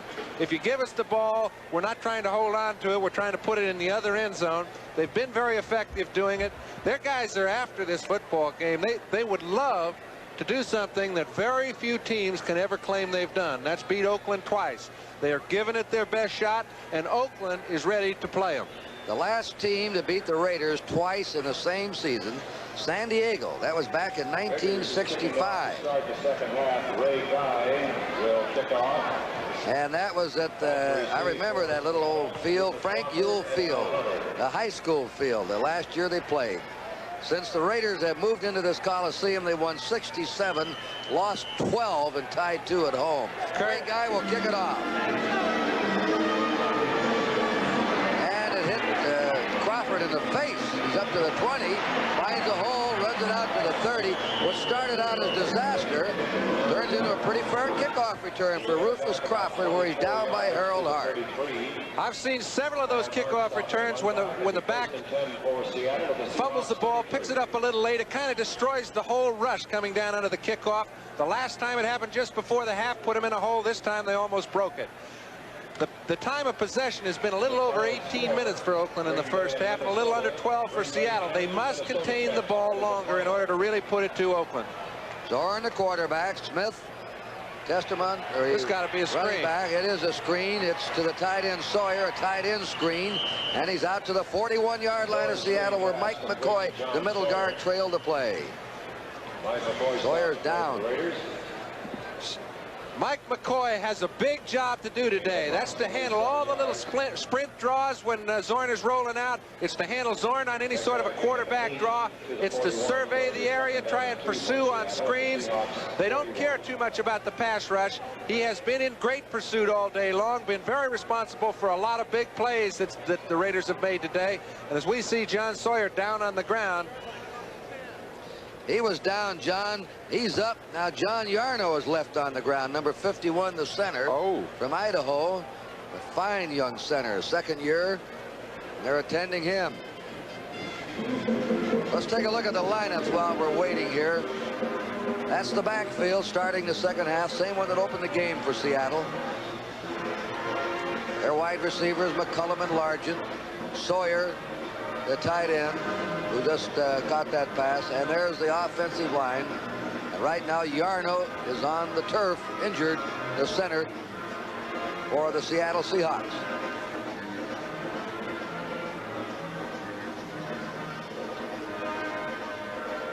Art Kuhn is coming on.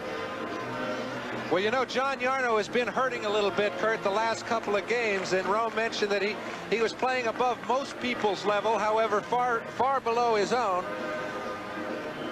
And boy, a knee injury is just the worst thing that can happen to an offensive lineman. Well, anybody that's playing this game, really. We'll watch the exchange now. A new center in there. A new center, Art Kuhn. Out of motion. Zorn hands to Sherm Smith. First down. Smith is to the 49-yard line of the Seahawks, where he's taken by Jack Tatum, number 32. First time Tatum's been in a tackle in quite a while.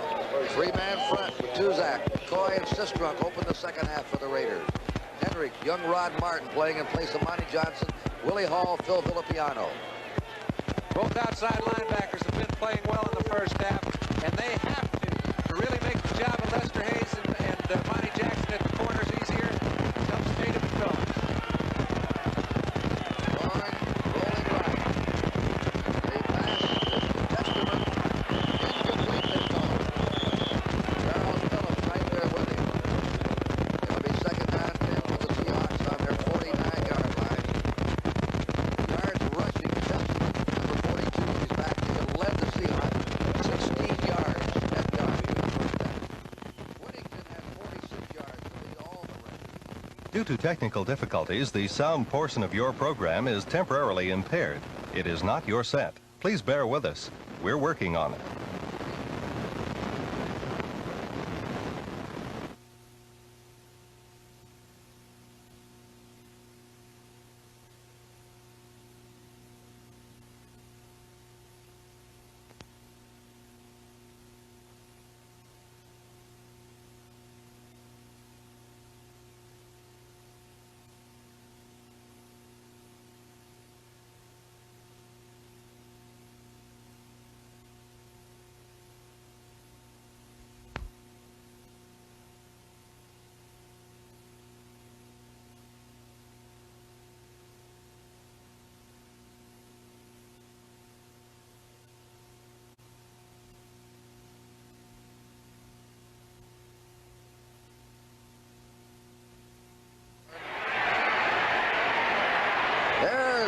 Intercepted by Hendricks. Ted Hendricks picked it off and is down on the 45-yard line of Seattle. Largent was wide open. Ted Hendricks is the only man that plays linebacker in this game that could have picked that ball off. At 6'7", he came in at just the proper time. We mentioned what a great year he's been having. He's covering an area after he takes care of his primary responsibility. That's Ron Howard. As Howard turns in, he just keeps on going, gets into a position, jumps far in the air, pulls the ball down, and that is a big turnover, folks. That's the first turnover charge to Seattle. Hendricks is 6'7", and he was up in the air, too. The Stork. Stabler goes on first down with a blitz against him, and he throws it away. skidding out of bounds with Dave Casper at the tight end. But there was a big rush there by the left linebacker on a blitz, Sammy Green of Florida. Kurt, we mentioned they've been changing up their defenses, trying to give the quarterbacks on both squads a different look as often as they can. They know they've given Stabler too much time to throw the ball in the first half. He's had a good first half. They've moved the ball at will. They changed up that time, sent Sammy Green with no one there to handle him. Stabler had to hurry the ball. I'll say one thing, Van Egan picked up that other blitzer, didn't he? Oh, he'll pick him up, but he can't pick up two. Second down, 10. The pass is to Chester, the tight end, and it's incomplete. Chester was arguing that he was wrapped around by Keith Butler and Autry Beeman, but they were both going for the ball with Chester. Well, he was wrapped around by him, but not until the ball hit Chester on the hands. It's a very difficult catch to make. It's a tough throw to make also. You see, they put two people on a tight end all day long for Oakland, whether it be Chester or Casper. Doesn't change the assignment. Sandifer, the right tackle, goes out.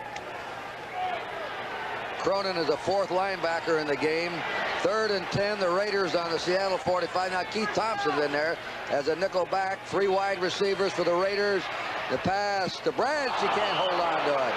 Branch right in front of Dave Brown and tipped his hands. Dave Brown made an amazing play then, Kurt. I have never seen a defensive back face, well, I call it face guarding. They're face to face. Brown turned his back to Stabler, did not watch where the ball was going to be thrown, instead was on Branch the whole time, never raised his hands so it wouldn't be called face guarding. That's a unique way to cover a wide receiver. Ray Guy in punt formation.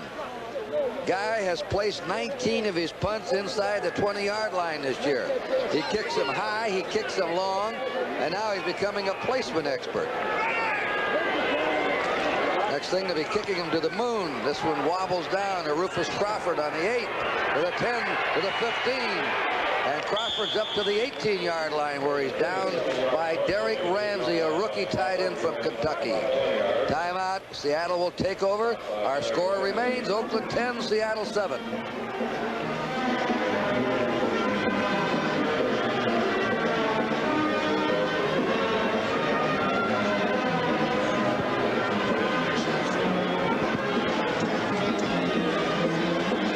Jim Zorn will be the quarterback. This telecast is presented by authority of the National Football League, and it's intended for the private use of our audience. Any rebroadcast or other use of this telecast without the express written consent of the Oakland Raiders and the National Football League is prohibited. Well, we have 3 big games for you on NBC. They're all big. They're all upsets anymore. But we have Miami at Washington next Sunday, an early game on NBC, starting with NFL 78 at 12:30. We have 2 games that will begin with NFL 78 at 3:30 Eastern Time. New England at Dallas, both division leaders, and Pittsburgh at Houston. 3 outstanding attractions. I hope you'll be tuned in to NBC next Sunday for NFL football. Seattle at the Seahawks 19. 18-yard line.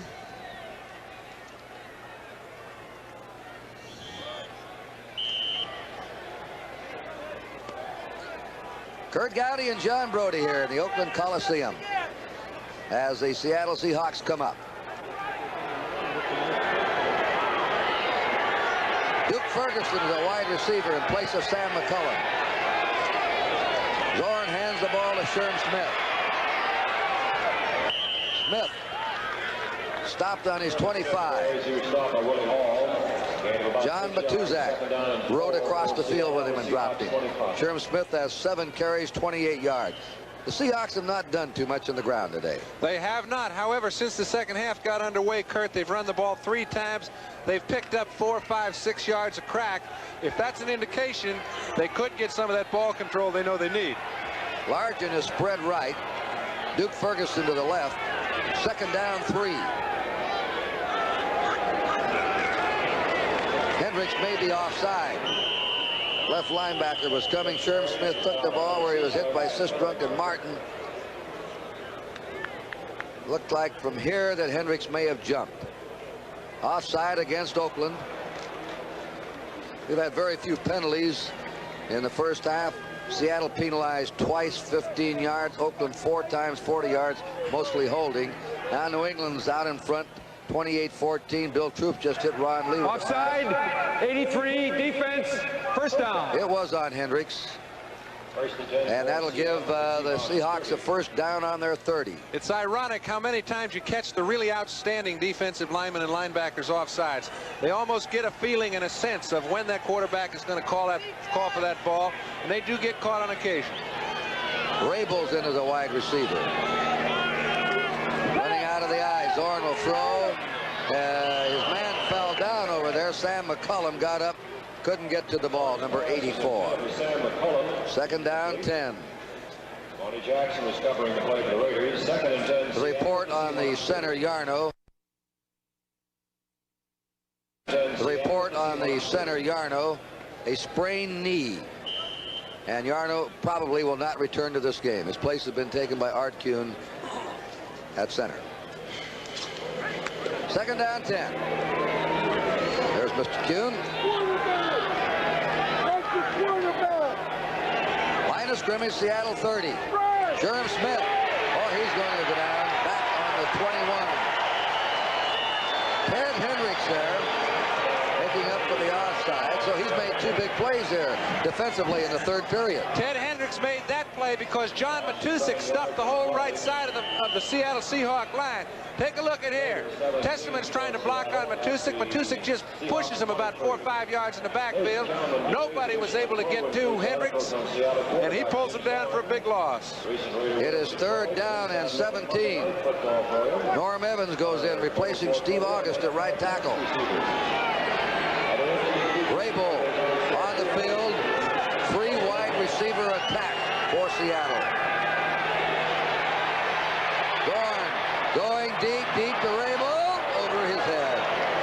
He was being chased down there all the way by Willie Brown. Oh, Willie can still run. He was the 5th back on the field, and he's only been around 16 years in this National Football League. You give Zorn just a little bit more time to throw that ball, and he may have had Zabel, but Matusik forced him to throw it a little bit earlier than he would have liked to. Punt formation, Herm Weaver.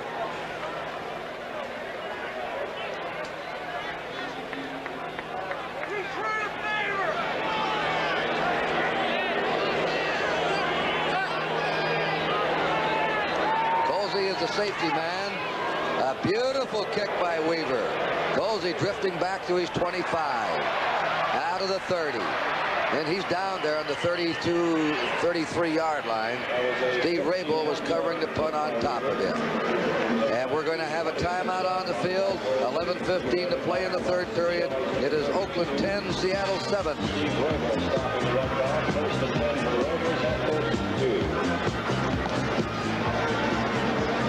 A final in an overtime. Minnesota and Green Bay wound up 10-10.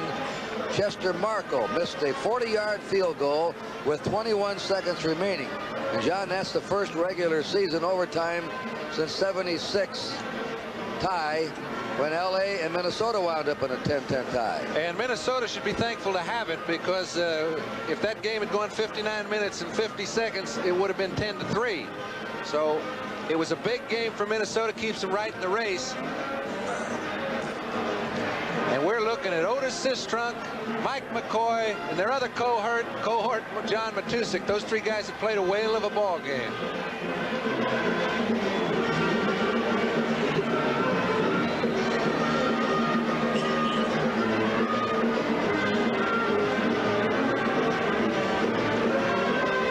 The Raiderettes and the Raiders. First down on the 32. Charles Filyaw, 6'9", the tallest player this year in the NFL. Oakland holding on to a slender 3-point lead. Number 58, Terry Beeson, hitting Mark Van Eegen. Beeson has been a standout today as a middle linebacker for the Seahawks. We mentioned earlier, just in the beginning of the game, that Oakland's greatest success would probably be going wide with Whittington. It's worked out that way, and I think Terry Beeson is the one guy that can really handle running plays up the middle. It's almost like having a fifth lineman. Beeson's out. Sammy Green's out. Keith Thompson's in as a fifth back. And Sandefur comes in. 4 down linemen now. A little more rush on Staver to Whittington. Look out, he's hit, and he's stopped at the 29-yard line of the Raiders by Keith Butler, who came charging up there from his right linebacker position to make the hit. He's a rookie from Memphis State. Well, the Raiders are 3rd and 13. And both clubs are having trouble moving the ball against the other in this third. Both teams' defense know that the burden is right on them. Now Seattle has 6 secondary backs. Kerry Justin of Oregon State's on the field. And what are they looking for? It's not a run. Well, they're trying to get a little help with those backs covering those tight ends instead of putting linebackers on them. Stabler back. He has all the time. His pass sails wide of Fred Biletnikoff. Oakland will have to punt. Fred Biletnikoff, 4th leading receiver of all time in the NFL. Become a spot player this year. Rufus Crawford going back to receive. Rufus Crawford is back to receive Ray Guy's punt.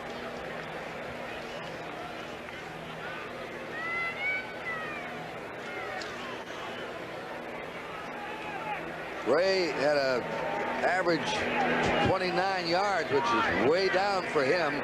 He's the leading punter in the NFL, 44 yards. And he'll try and boot one this time.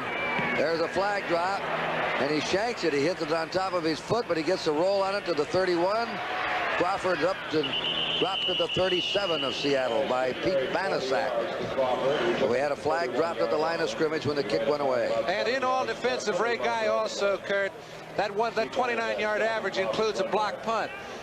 And also, Herman Weaver has really got it put on him, because if he can keep a standoff with Raymond Guy, he has done his job. That's quite a chore to keep a standoff with Ray Guy. He did a good job the last time he punted the ball. I think he got 52 yards out of it, but he's got to almost consistently do that to keep with a guy like Raymond. The Seahawks have declined a motion penalty. First down. They'll take the ball on their own 37-yard line with a first down. We have 2 second-string linemen in there. Art Kuhn at center for the Seahawks. Norm Evans at right tackle. McCullum to the left. Largent is to the right as the wide receivers. Testerman and Sherm Smith are the running backs. Thorne fakes to Testerman. Testerman for a first down, wriggling to the 44-yard line. They're going to drop him at the 45 of Oakland. A well-conceived play by Seattle. Very well conceived. Rodney Martin was all over the up back. He thought he was going to get the ball as he faked it off. Testerman just slipped on through. He put it just over the top. You've got to fool those Raider linebackers in order to beat them, and he did it on that play. Here we go. He slips. See, Testerman kind of looks like he's going to handle Rodney Martin, and that's his man. He puts it right over the top, and they've got it first. Seattle on the Oakland 44-yard line. Trailing by 3. Smith is hammered down by 77 Charles Filyaw, who sort of clubbed him down. We pause briefly for station identification. This is the NBC television network. You're watching KING TV, Seattle. Kurt Gowdy and John Brody in Oakland Coliseum. Oakland leading 10-7. 8:35 to play in this quarter. Seattle's ball on the Oakland 43-yard line. With 2nd down and 9. Ron Howard is the tight end. Rabel into the wide receiver. Largent going in motion. Number 80 back to the ball. And the pitch is to Largent. Largent is bulldogged down in the 36 of Oakland by Lester Hayes, who followed him across the field, the left cornerback. You see, that's just another indication, Kurt, of how many more crossing patterns you see using your wide receivers. When they put that one chuck rule into effect and don't let anyone touch those wide men once they get 5 yards down the field, those linebackers quit batting them around, and those little offensive receivers can catch a lot of balls. They have a 3rd and 2. They take out wide receivers and they put in an extra tight end, Sawyer, and an extra tackle, Bullard, as a tight end. And they give it to Testament to make the first down, and he does not have it. He may be stopped at the Oakland 35-yard line by Sistrunk and McCoy. However, I feel quite certain there will be a 4th down and 1-foot play right here.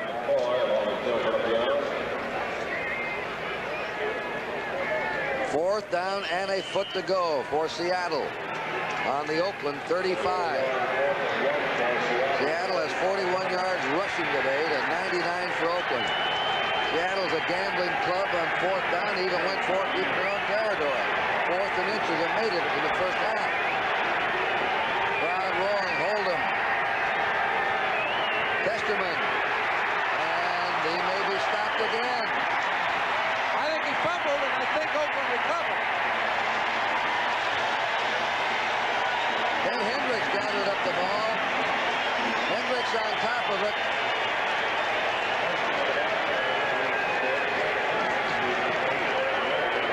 Sistrunk made the hit. We have mentioned how Sistrunk and Matusik have a big job in front of them today, along with McCoy. That time, Sistrunk stood up the offensive guard, was able to pursue over to the right side and make the play, caused the fumble, and Petty recovered. All right, it's off to Van Egan. Van Egan out to the 40. Hendricks now has intercepted a pass, recovered a fumble in the 3rd period, and made a key defensive tackle. 7 yards before stop at And Hendricks' right leg seems to be injured. And also limping off is Morris Bradshaw, the wide receiver. Banaszak will come in to replace Van Egan. Biletnikoff is coming in to replace Bradshaw. Other scores around the NFL. Cleveland beat Los Angeles 30-19.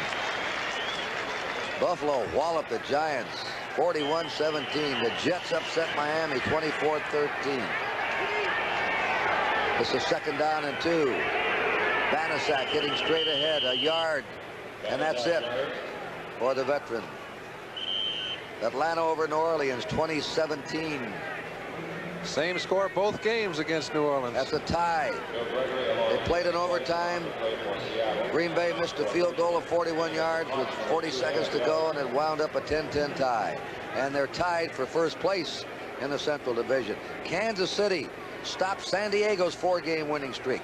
They shut them out 23-0. The Bears down Tampa Bay 14-3. Philadelphia ended the Cardinals' 4-game winning streak, 14-10. New England ahead of Baltimore, 28-14 in the 3rd period. Right here we have a 3rd and a foot to go. Houston finally got ahead of Cincinnati. That's close. It's close, but I'm afraid it's no cigar. Dennis Boyd and Bill Sandifer, the inside men. Yep, Piled it was. up. He made it. The Raiders ball on their own 43 with a 1st down. Score 10-7 Raiders. 5:50 to play in the 3rd period.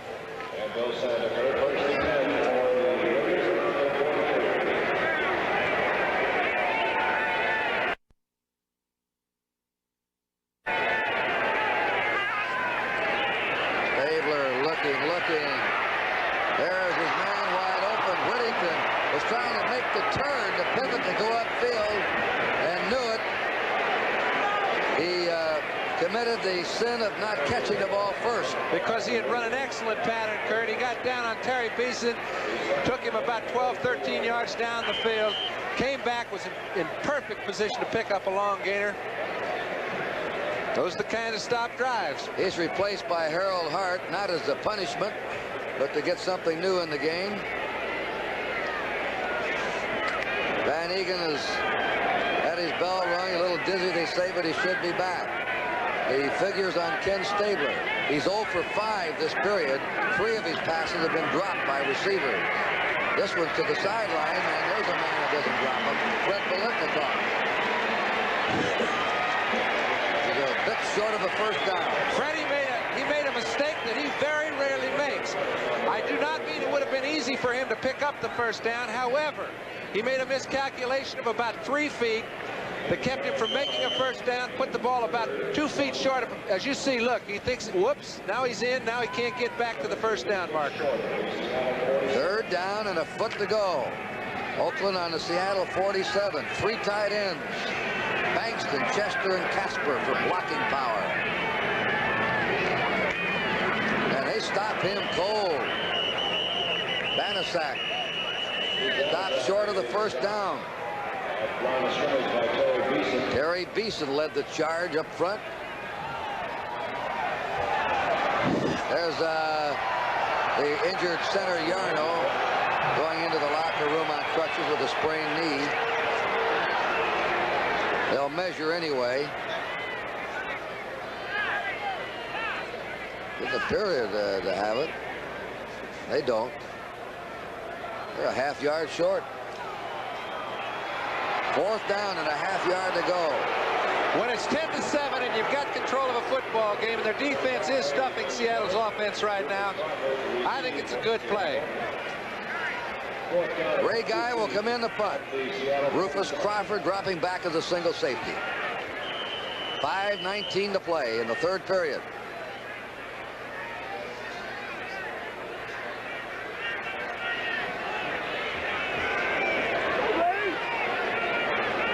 Guy's poorest kicking day of the season. They're going after him. He aims it for the near sideline, and it is skipping out of bounds on the 16-yard line of the Seahawks, where they'll put the ball in play with a first down. Let's take a timeout. The score, Oakland 10, Seattle 7. Out of bounds to 16.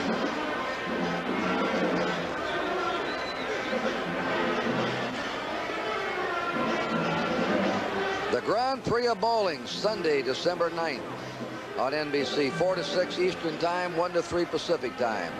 Reno, Nevada, this is the last of perhaps the most prestigious national bowling tournament of the year, and the only pro tournament that features both men and women. The purse, $100,000. Earl Anthony, Dick Weber, Mark Roth, Jay Robinson, Virginia Norton among the women, and Betty Moore. Jim Simpson will be the host for the Grand Prix of Bowling, Sunday, December 9th on NBC at 4 o'clock Eastern Standard Time.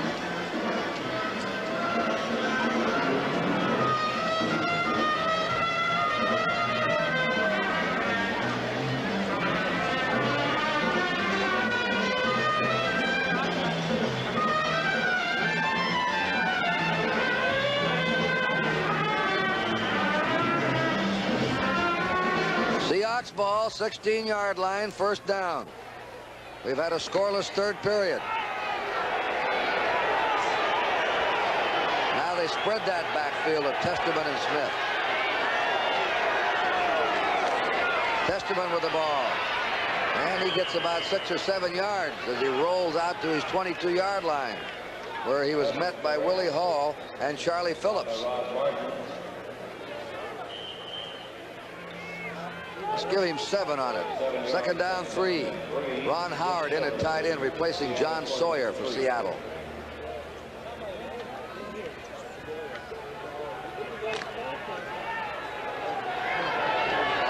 McCullum and Largent are the wide receivers.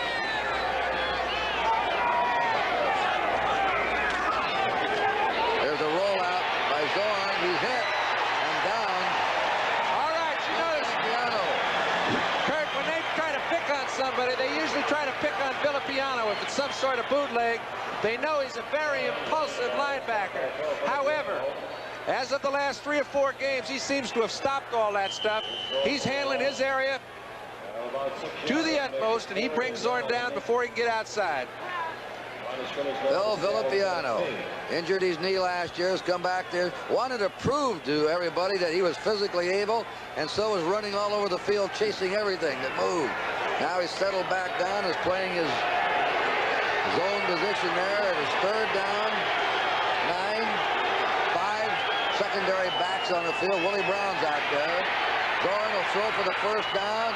Oh, a great grab by Sam McCullum, number 84, coming across from Montana State. And Zorn had the strike right to him. Boy, that's about as good a catch as you'll see, and it's certainly as fine a catch as we've seen this afternoon.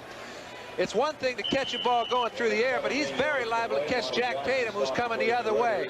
When you leave your feet, you are nothing but fodder out there. Tatum was just a little late getting to the ball, and McCullum made a great catch.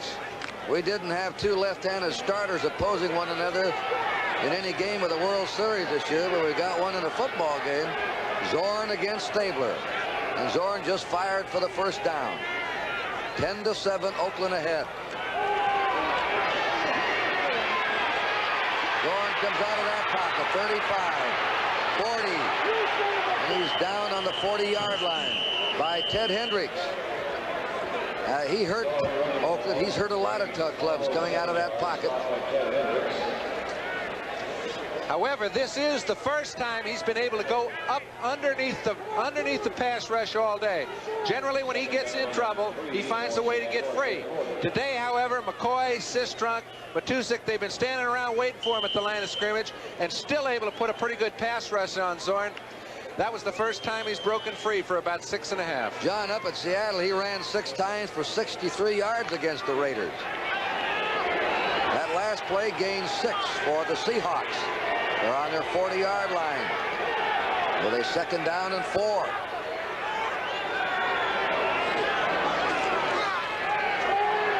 He fakes the handoff. Now he'll run again. He's at the 40. He's at the 45, and he has a first down on his 46-yard line. And you can see Charlie Phillips.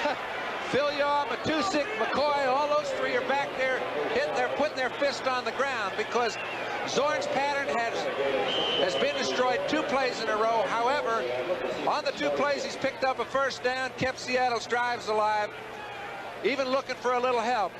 There you see Lynch coming up to try and help out. Picks up the first, and their drive is still going.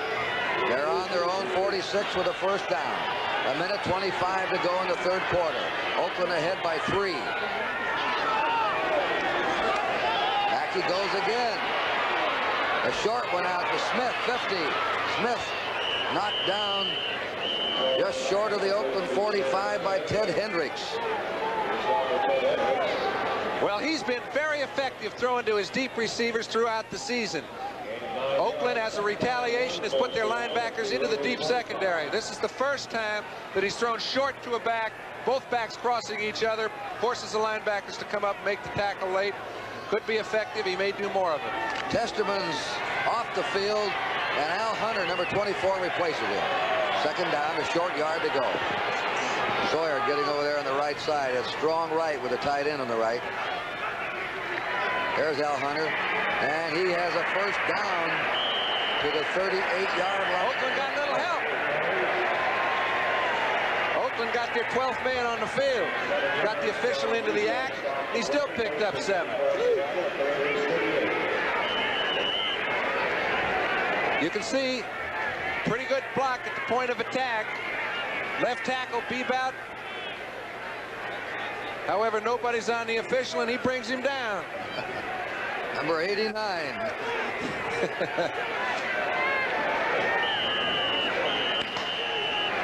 A timeout. And the end of the 3rd period in the Oakland Coliseum with the Seahawks on the move. And the score, Oakland 10, Seattle 7.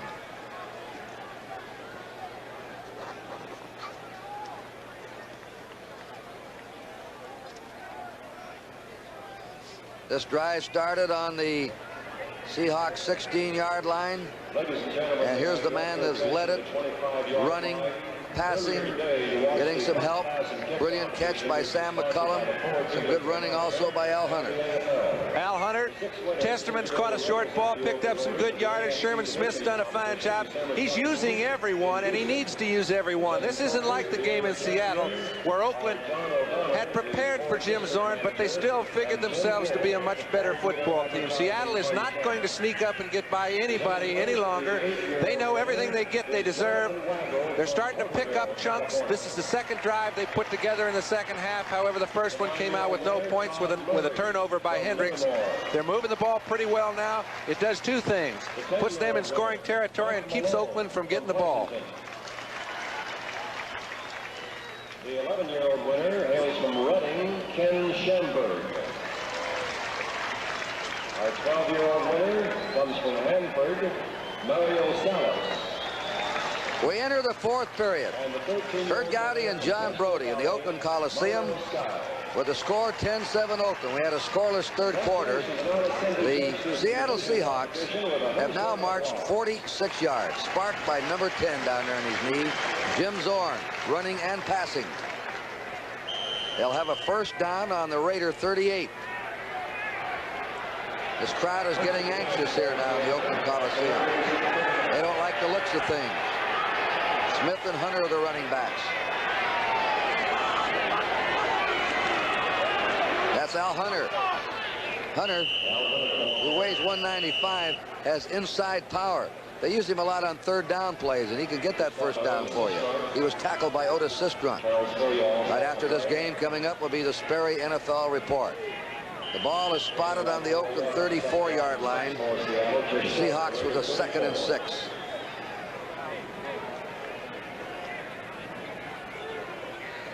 Don Testerman back in from Clemson. His college had a big year, winning 10 and losing 1 this season.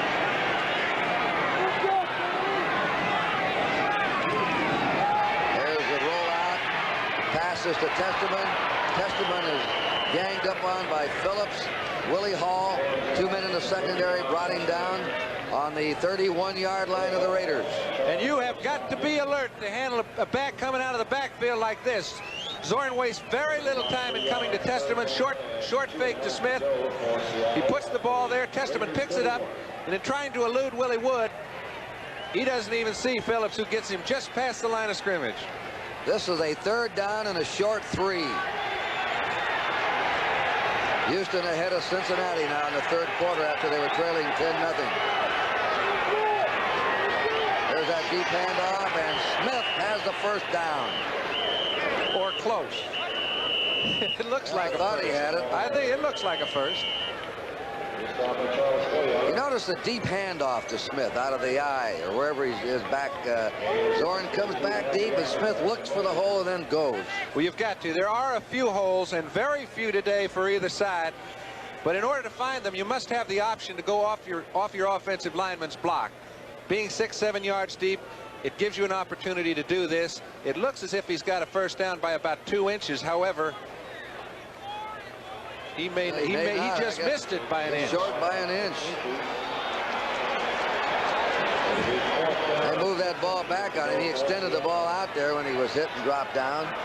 So John Sawyer, Louis Bullard come in to form 3 tight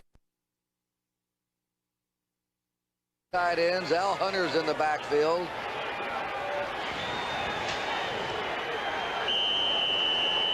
Well, Seattle's one out of 2. Fourth down and an inch to go. The Seahawks on the 28.5 of the Raiders. We have 4 down linemen now. Al Hunter, he has it. Hunter bucks to the 27-yard line of the Raiders. Art Kuhn and Tom Lynch were wedge blocking for him out in front. So they move the yardsticks down. Seattle in the midst of a drive that has started on their 16-yard line. Jack Patera, little clap of the hand. That's about all the emotion he shows over. Now look at the other man, Madden. This will be the 12th play of the Seattle drive. On the Oakland 27-yard line. 10-7, Oakland ahead.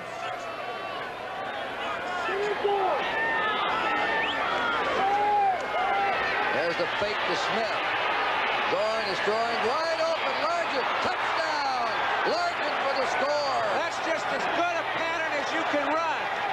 Any offensive receiver would tend to get a little antsy on a pattern like that. Largent went all the way down the field and came back as if he was coming to Zorn. Just as the cornerback Hayes took his eye off of Largent, put it on Zorn. Zorn snuck behind him, was running totally free. That's the way you execute. A 6th touchdown for Steve Largent. That fake helped set it up. It helped a little bit, but when Zorn gets outside, there's a lot of things he can do, and a cornerback is really stuck in a bind. 3rd catch for Largent today. The kick by Herrera The kick is up, and it is good. And Seattle has just driven 84 yards, scored. They've taken the lead. Timeout, 12:20 to play. It is now Seattle 14 and Oakland 10.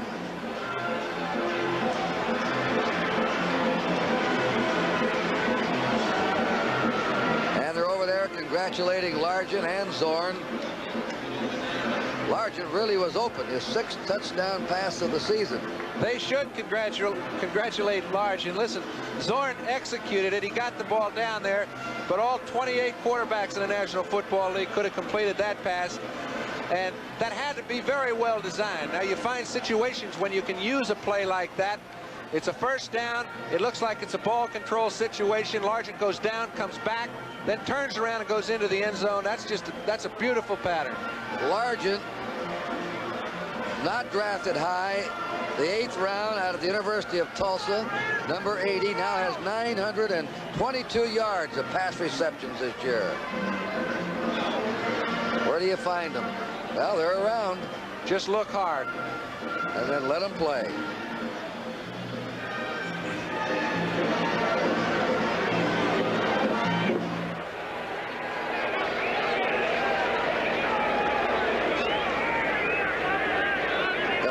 Seahawks now will kick it off.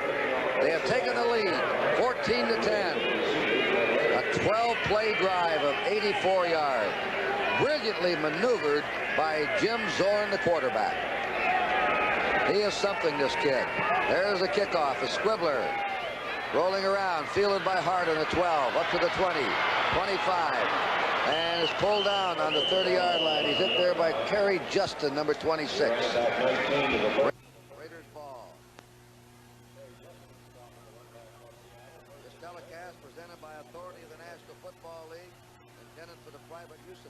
We are experiencing temporary problems with the audio portion of our telecast. We will continue with the video portion of the program and hope to have the problem corrected shortly. Please stand by. I wouldn't feel too comfortable if I was Harris.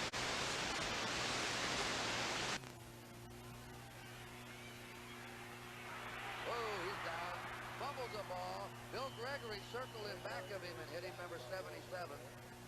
Van Egan made a good alert play just to make sure he followed Stabler. He could feel pressure.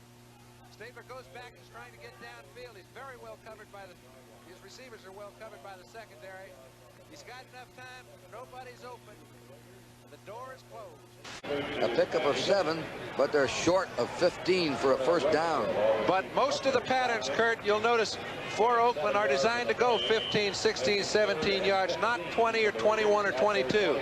He called some sort of play to get him into a situation where one good play, he could pick up a first down without having to change his offense. That was the first completion in the second half for Ken Stabler. Madden says, come on, let's get that first down.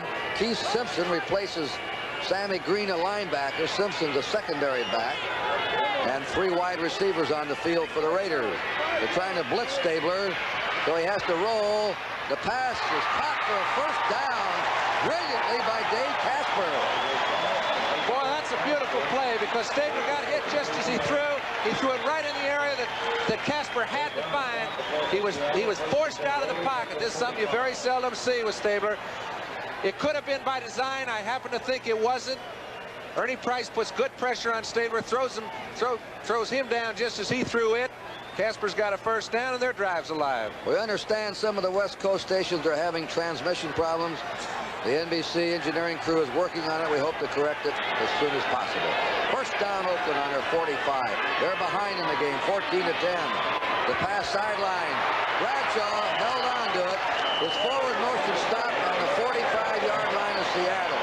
And how he was hit by Cornell Webster from behind. That took concentration. Cornell Webster had good position on this ball. Earlier in the season, I'm not sure Stabler was throwing the ball with as much zip on it as he threw this one. From the time he decides to throw to when that ball's gone, he's as quick as there is in this game. Webster was in good position. He just put it where nobody else could get it but Bradshaw. The Raiders have a first down. Whittington is out, Hart is in. Bradshaw's out, Biletnikov's in. They're on the Seattle 45. This is Hart. Hart cuts it and is out of bounds on the Seattle 39.5, driven out by the left end, Ernie Price. That'll make it 2nd down and 4 to go. Put it on to 40, they spot it. 2nd down and 5 to go. Time, 9:18 to play. Seattle leading 14-10. How many times have you seen Oakland in this similar situation in the Oakland Coliseum? I have not seen them come up short very often either. Well, not when you win 67 and lose 12 since they moved in here.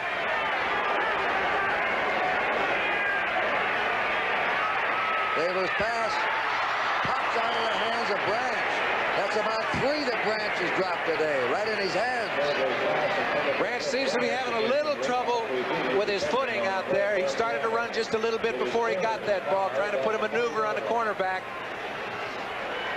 Both sides have been guilty of that once or twice. Branch has caught 4 for 60 yards, but not that one.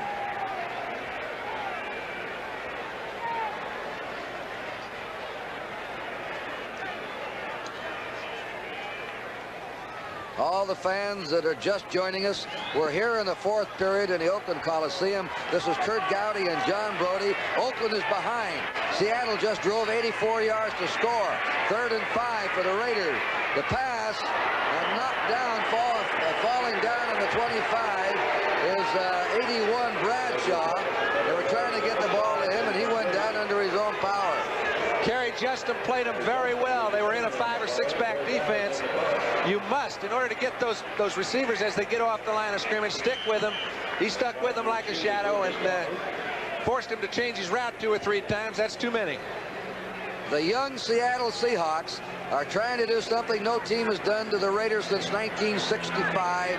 Beat them twice in the same season. They've defeated Oakland 27-7 in Seattle, and they're ahead here 14-10. Ray Guy and punt formation on 4th and 5. And he drives that one deep. And that is into the end zone for the touchback. It'll be Seattle's ball, 1st down on the Seattle 20. And we'll take a timeout. There are 9 minutes to play. The score, Seattle 14, Oakland 10.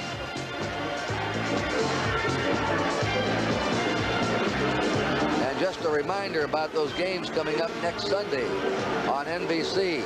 Among the early games will be an interesting interconference affair between Miami and Washington. Miami was upset today, and we have 2 great games at 4 o'clock Eastern time. And in mentioning the Miami-Washington game, it's big for either team. It looks like it might determine whether one of those teams gets a wild card spot.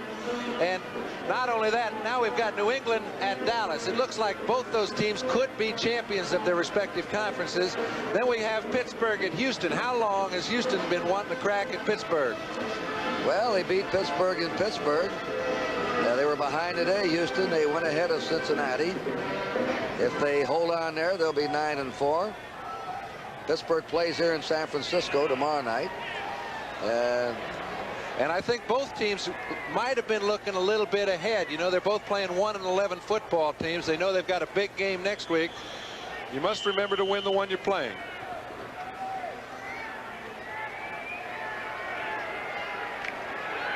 Those people that have just joined us that were watching the New England-Baltimore game, if there's any change there in Baltimore, we'll bring you up to date on it. 1st down for the Seattle Seahawks. Zorn to Sherman Smith. Smith dropped to the 21. He's hit by Ted Hendricks, who's been absolutely brilliant today, chasing plays from sideline to sideline. This is about as well a played football game, Kurt, with as low a score as we have as I've seen in some time. It is true that there have been a few balls dropped. However, defensively, linebackers have come up with big plays time and again. Beeson's having a big day. Hendricks is having a big day. And I'll be very surprised if Jim Zorn sits on a 4-point lead. Sam Cunningham just ran 5 yards for a touchdown. New England 35, Baltimore 14. Now they're tight end left. That makes it strong left formation. 2nd down, 9. Zorn with a great fake. Throwing deep to Largent. Incomplete. He's out of bounds, juggling the ball out, and a drop, and incomplete. But what a fake by Jim Zorn. That's what he does. He was well covered by Monty Monty Jackson, Largent made the move. He knew when Zorn was coming toward him, the worst thing he could do is run toward the receiver. He tried to spread the distance between he and Zorn, so if Zorn decided to run, he could. It turned Monty Jackson's back, but he made a fine defensive play to catch Largent before he could bring the ball in. Well, I can see we've talked to a lot of players that have played against Zorn, defensive players, the Steelers, Denver, players like that, and they say this kid drives you nuts, Zorn. Rolling out, running quarterback draws, faking the ball, play action passes. Here he is rolling left. And he fires the ball. He's got his receiver McCullum for a first down, and that's what they want. They want first downs now to use the clock up. I'll tell you, if we get a look at his throwing motion here, this is picture perfect. Very few people can throw the ball with as much velocity on it running sideways as they can standing still. In fact, I know no one. However, that ball had as much zip as any ball throughout the day. John Madden, anxious. His team has won 8, lost 4. Denver's won 8, lost 5. San Diego was beaten today, and Seattle could be just a game behind them if they hold on to this lead. They'll break the 500 barrier. Smith dropped at the 35. And he's hit there by the big end, Charles Filliard. 6 feet 9 and 270. That's a loss of 3. It's 2nd and 13. Time remaining, 7:45. Seattle leading, 14-10. Seattle's had 2 outstanding drives today, 84 yards and 80 yards. Both drives culminated by touchdown passes. Zorn to Rabel of 38, and then Zorn to Largent of 27.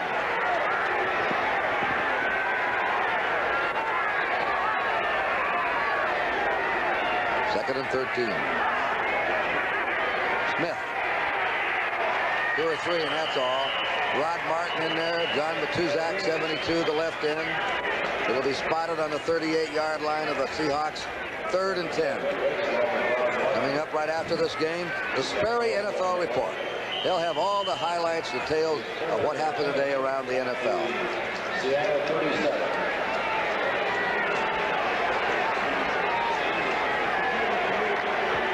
The New England Baltimore fans, we switched out here, a tighter game.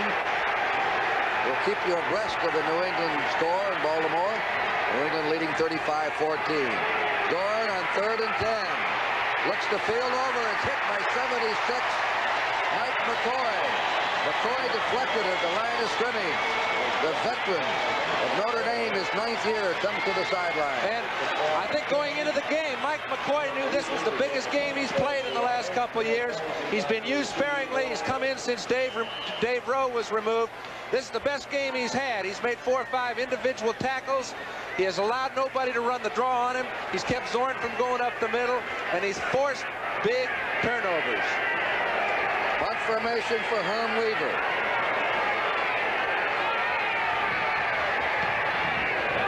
The driving spiral to Colsey. Takes it on the 30, 35. Keeps going and is driven out of bounds. He's hit there by Steve Rabel, 83, who put the final bang on him. So the Raiders will take over in their own territory. The time remaining is 6:24, and the score, Seattle 14, Oakland 10.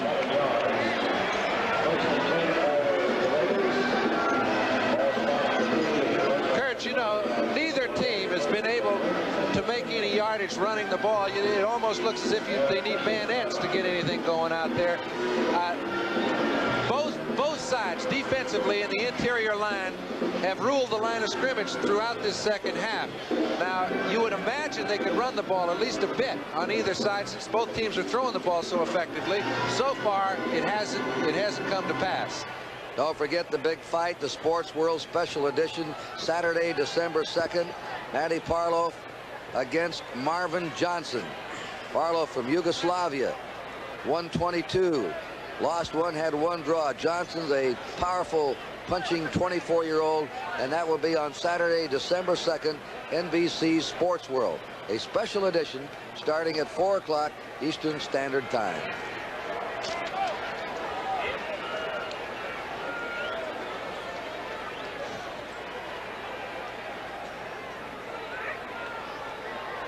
Yeah, let's see what Staber uncorks now. There's the score. The time is 6:24 to play. The Raiders are on their 38-yard line with a first down. And they just got their 12th man off the field. Stabler will go right to work on him. Big rush on him. The screen is to Van Egan. 45, 50, 45, and he's down to the 42-yard line. Van Egan really running under controlled power. Brought down by Butler and John Harris. Also a beautifully conceived screen.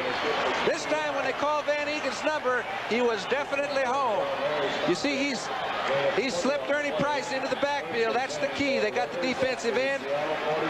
They contain the defensive tackle. The linebackers have to try and get up and make the play. He gets through them, picks up a big first down for Oakland with 5:46 left. A 20-yard screenplay. The Raiders first down, Seattle 42. Stabler to the sideline. Branch has it on the 35. Branch is out of bounds on the 31. Driven out by Autry Beeman.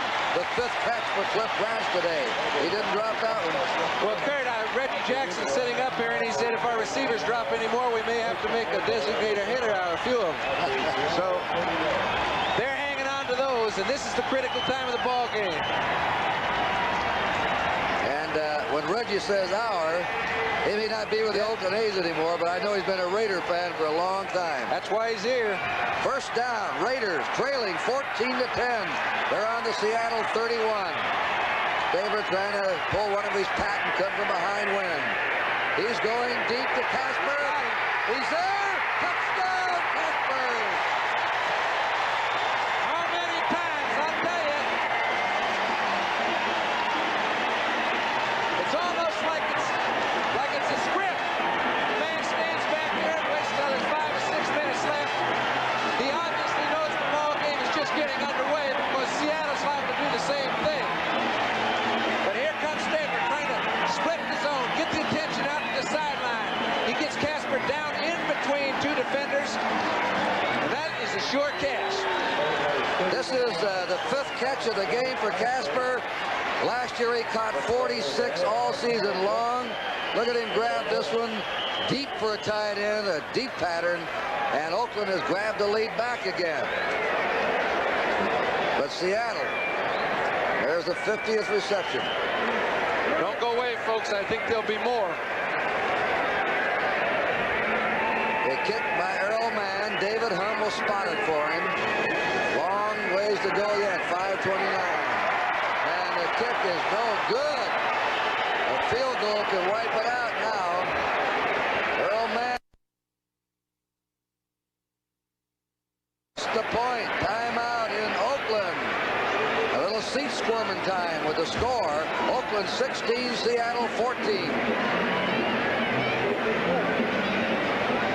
The big thing is we won't have a tie under all probability. A tie would kill both these squads because in the AFC, in order to get in either in the title or into a playoff, Oakland knows they have to beat Denver. All right, and they can't afford a tie today because if they did lose to Denver, their case is closed. On the other hand, Seattle at 6 losses has an outside chance to get in a playoff berth. They must win all these ball games. I don't think either team wants a tie. Well, Oakland did it quickly on that drive. Starting on their 42-yard line, 20-yard screen, the pass to Branch. And then boom, the 31-yarder to Casper for the touchdown to take the lead.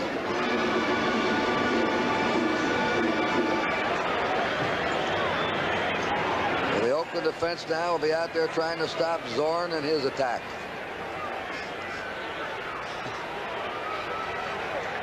Ray Guy will kick off. Then we have Rufus Crawford and Al Hunter back deep. Crawford's 34, Hunter's 24. 3 plays and 62 yards went for Raiders. A high kick by Guy. It's coming to Crawford. He's out to the 10. He gets to the 20. And down he goes.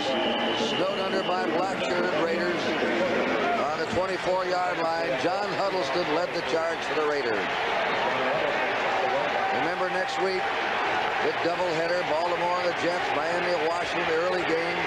Buffalo at Kansas City, 1:30 NFL 78, 3:30 Eastern Time NFL 78. Then Pittsburgh at Houston, Cleveland at Seattle, New England at Dallas. What a lineup of late games on NBC next Sunday. First down, Seattle. This is an exciting club, Seattle. They're going to a tight end right, strong right formation. Now Zorn asks for time, and they have one timeout left. They took a timeout in the third period. Just credit that to the Oakland defense. There are a few things that Zorn is not prepared to handle when he gets into certain formations. That time it was Ted Hendricks who slipped underneath. He didn't have a back to pick him up. He had to call timeout. I'm sure they had a pass play call. Well, we've seen them twice, and we say the Seahawks are exciting. They're exciting on both offense and defense. In fact, they giveth as well as they taketh away plenty of real estate. They've averaged, get this, one of the top scoring, one of the high-powered offensive teams. They've averaged 338 yards a game of total offense this year, and they've allowed 338 yards on total defense. It's the kind of team you like to watch. It is. And they've won 6 and lost 6. Does that tell you anything? Now it tells me Jim Zorn is a new play and a new method of attack as he comes back to the huddle. The kid has hit 16 out of 28 for over 200 yards, 2 touchdown passes. He now has 12 touchdown passes on the season.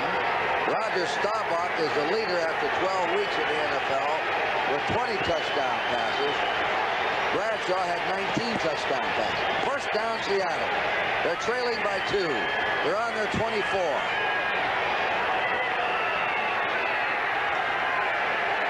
He faked to Smith. He throws it out to Testament, and he misses him. Over his head at the 38. Hendricks was trying to cover Testament, and he had a couple of steps on Hendricks. Well, he did have a couple steps on him, and it's not hard to do that. What he did is the play fake worked very well. However, they stuffed Testament just long enough to keep him from getting behind the linebackers with a clear vision for Zorn to hit. Zorn played 2 years at Cal Poly, his junior and senior years. He's never played for the same coach 2 years in a row until he went to Seattle. This is his 3rd year under Jack Patera. Second down, 10 for the Seahawks. That pass is complete to Sam McCullum at the 34-yard line. Very close to the first down. This is another one of those 6-inch jobs.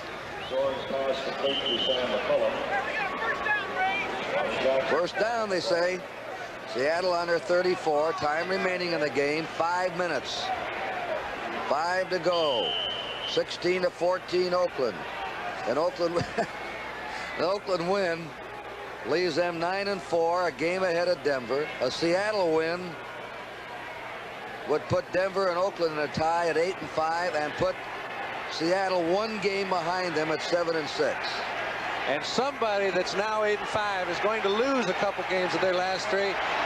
Very big game for Seattle. Zorn faking the Testament. Shoots it to the sideline to Smith. Smith stays in bounds and fights his way out on the 43-yard line of the Seahawks, where Monty Jackson, ex of the Los Angeles Rams, drove him out. They're a yard short of a first down, and Zorn is going to work with his left-handed magic again. He was trying to go down the field to Sam McCullum. However, he was very well covered by Monty Jackson. You haven't seen too many people catch the ball over the middle today either. Tatum's been roaming around pretty close. The free agent is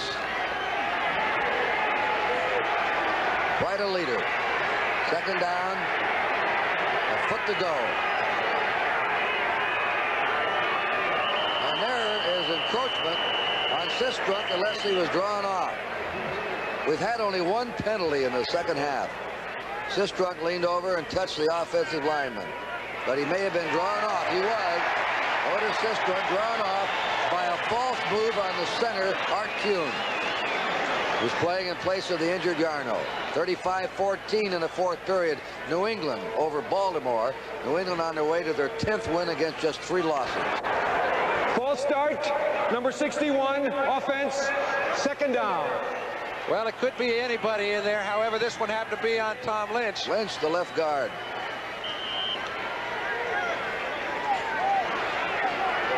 So they move the ball back now to the 38-yard line. 38.5. It'll be second down. 5 to go for the Seahawks. 5 5 secondary backs in there for the Raiders.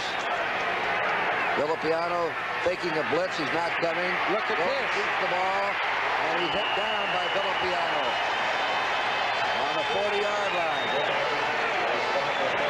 Actually, that play was pretty well blocked, too, Kurt. But you know Villapiano's been looking for it, looking for it, and looking for it. We may even get a chance to see his attention stay on Zorn as he goes back. Okay, Zorn gets away from Lynch, gets on, excuse me, Villapiano gets away from Lynch and gets on Zorn quick, and now they've got a 3rd down 4. McCullum is out. Duke Ferguson is in for the Seahawks. He may run that play again. 3rd down and 4 from the Seattle 40.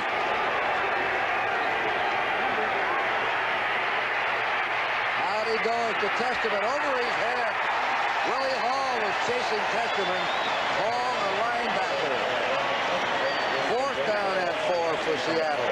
I don't see anybody coming off the field either for Seattle's offensive unit. Well, they may go for it. McCullum's coming back on, a wide receiver. I think it's a good idea. Seattle has made judgment on what their chances of winning this ball game are. They don't think they're quite as good personnel-wise as Oakland. They know they have to take chances and come up with big plays to beat them. They've given themselves a chance, and I think it's a good play. The score is 16-14. Oakland has just gone ahead with a 58-yard drive and a 31-yard pass, Stabler to Casper. 4th and 4 for Seattle from their 40-yard line. The crowd roaring on their feet. The fake by Zorn.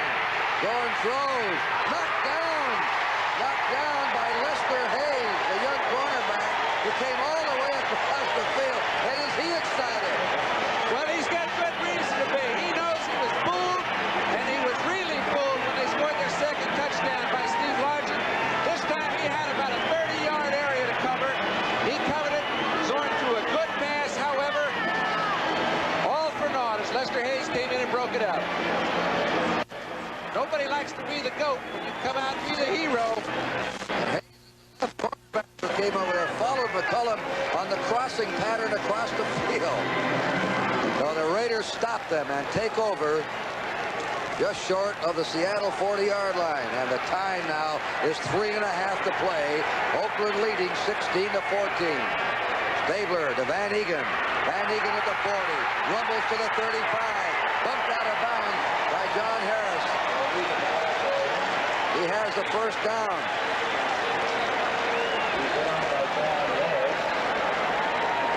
Let's check Van Egan's running today. He came into this game with 847 yards. He has 52 yards. It's on the 30-yard line. A 10-yard gain of Seattle. Oakland's ball, 1st down. 3:25 to play. When he went out of bounds, the clock stopped. They just got Harold Hart off the field. They'd have had 12 men on there. Whittington makes his cut, and he's hit there by number 27, Autry Beeman, who held him around the ankle.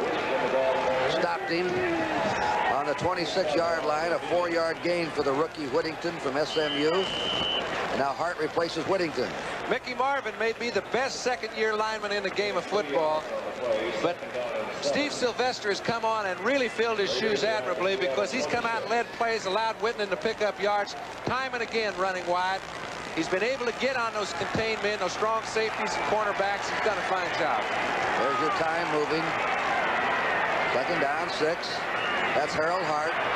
Upshot blocking for him. Hart driven down on the 21-yard line by Keith Butler, the right linebacker, and John Harris, the free safety. What a block by Upshaw out in front.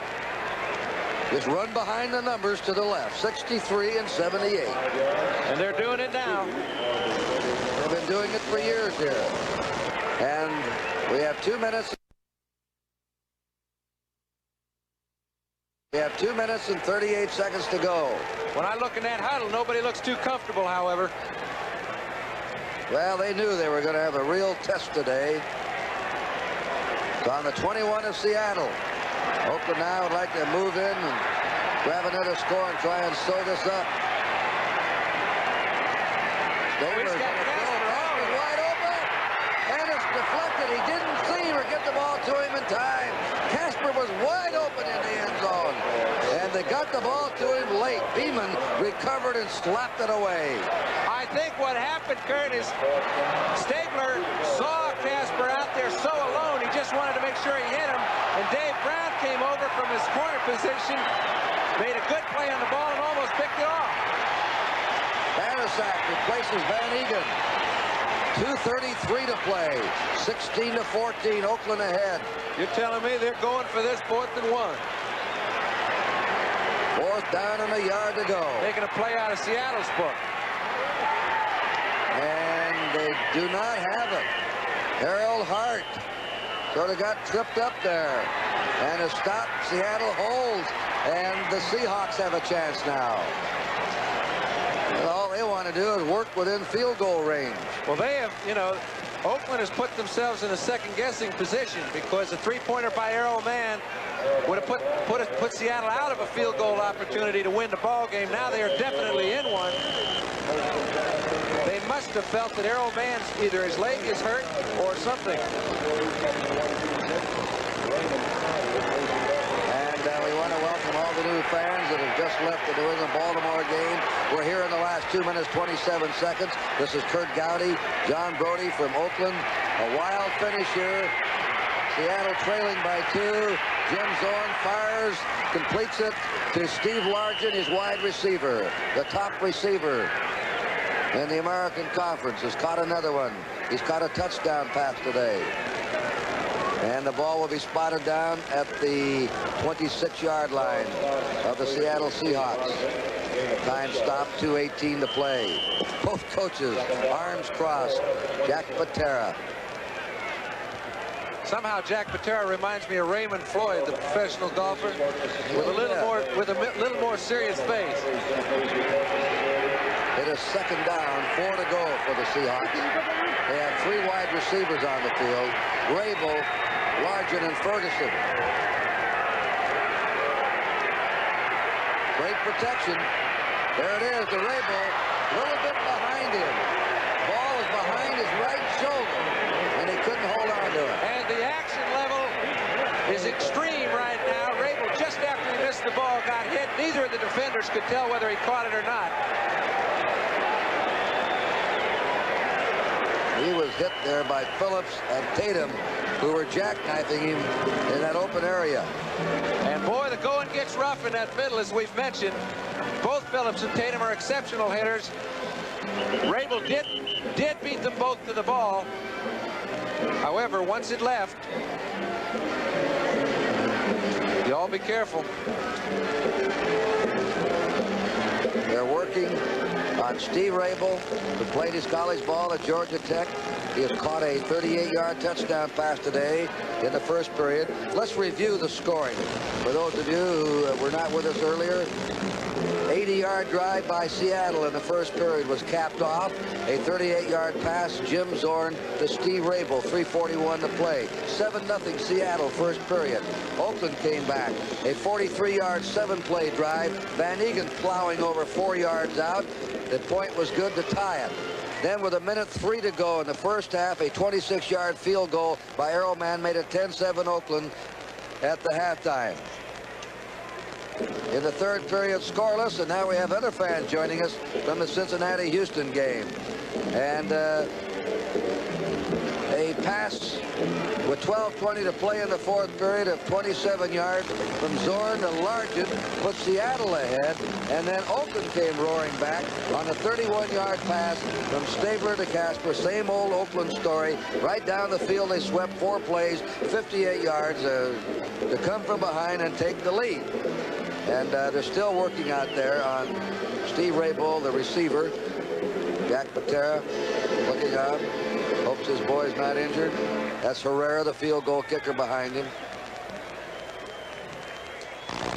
There's the final. Houston had to come from behind. They were trailing 10-0 and defeated Cincinnati 17-10 to run their record this year to 9 wins and 4 losses. We did a game here earlier, John Brody and myself, where Houston was leading Oakland 17-7 on the 4-yard line of the Raiders late in the third period. Earl Campbell fumbled. It was scooped up, run back by Phillips, 96 yards for a touchdown, and the Raiders went on to win it. That's one game Houston would like to have back. They're still moaning about that one. 3rd down and 4 for the Seahawks from their 26. No flags are down. The pass is to Smith for a 1st down. Sherm Smith caught that ball. They just sent him out enough to get the 1st down. You know what amazes me is they do not feature their tight end, Kurt, and even though they still hit their backs. Okay, we're coming up to the 2-minute warning. When we come back, Seattle's ball, 1st down in their 34. The score, 16-14 Oakland. Due to the length of today's game, Sperry's NFL report will not be seen. Right after this game, stay tuned for the Wonderful World of Disney, followed by the NBC big event, Fire in the Sky, on most of these NBC stations. On the West Coast, most Mountain Time Zone, the Wonderful World of Disney, NBC's big event will be seen at the regular time. 34-yard line of Seattle, 1st down. The Seahawks are trailing 16-14, 2 minutes to play. Largent coming back to the ball in motion. Zorn's pitch is complete to Largent at the 40-yard line of Seattle. He was hit hard there by 47 Charlie Phillips. If Oakland hangs on, they will be a full game ahead of Denver. In 1st place, they will have 9 wins and 4 losses. Denver's 8-5. If Seattle rallies and win, Denver, Oakland will be in a tie. Seattle will be only 1 game behind. The pass flicked away by Rod Martin, number 53, out of the hands of Ted, who already has intercepted a pass today. If he's not in that Pro Bowl this year as an outside linebacker, Brody and I'll eat these monitors in front of us. Oh, I just should not eat mine, but I do think he'll be in it. We're going to pause briefly, John, for station identification. This is the NBC television network. You're watching the Seahawks on KING-TV, Seattle. Kurt Gowdy and John Brody. The ball's on the Seattle 40. 3rd down, 3 to go for Seattle. 1 minute 34 to go. The Raiders leading by 2. Ted Hendricks has had 2 takeaways today, an interception and a fumble recovery. Jim Zorn gives the ball to Smith. Smith may have the 1st down. Sherm Smith rolling over to the right side. He got that one, but that's by about another one of those 6-inch to a foot jobs. They're moving the chains as fast as they can. Seattle has only 1 timeout left. Seattle's already got the ball in play. Zorn throws incomplete. That time to Tony Benjamin of Duke, number 31. And the clock stops with 1:12 to go. Mike McCoy again made a fine play, Kurt. He has really put pressure on up the middle in a very difficult situation. He's kept Zorn from doing a lot of scrambling up the middle. He's made 12 yards and 2 scrambles in the up through him. He's been all over Zorn all day long, and that time Zorn had pretty good attention just to throw the ball at all. Final scores you're seeing: Buffalo clubbing the Giants, the Jets over Miami, Atlanta nipped New Orleans, Minnesota Green Bay played in overtime and wound up in a tie. Neither team could score in the overtime. 2nd down, 10 for the Seahawks.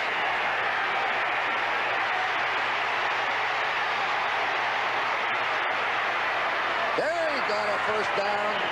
Oh, that's something. Doesn't he remind you of Tarkenton running around back there? He does, and he's got a stronger arm. He may not have all the finesse that Francis has after playing 18 years, but his arm ranks with any quarterback in the league. They're on the 43-yard line of the Raiders, the 1st down. 42 seconds to go. Zorn looks and fires, and it is incomplete. He was trying to hit Duke Ferguson, number 89. But they stopped the clock with 39 seconds. Kansas City stopped San Diego's winning streak, 23-0. The Bears, 2nd in a row, they beat Tampa Bay 14-3. The Cardinal winning streak stopped today by the Eagles. 14-10, Eagles go 8-5 now. New England rolling over Baltimore 35-14. Houston beating Cincinnati 17-10. That sets up 2 outstanding matchups on NBC. Late games, Pittsburgh and Houston, New England and Dallas next Sunday. Problem we have right now is those defensive linemen for Oakland are tired. Zorn's going to keep running around and puts a real burden on the wins it back. Crowd roaring here. Sellout. Oakland Coliseum. Zorn back. The pass deflected by 39. Willie Hall. He got his mitt on it. Deflected it away. Third down 10. It was meant for Duke Ferguson. It's still no bargain. They have to stop him 2 more times. You know they're going up in the air 4 times. Plenty of time to get the ball 30 yards down the field and kick a field goal. This time Willie Hall was in just the right place at the right time. 3rd and 10. 35 seconds to go. Herrera getting warmed up in case he gets the shot.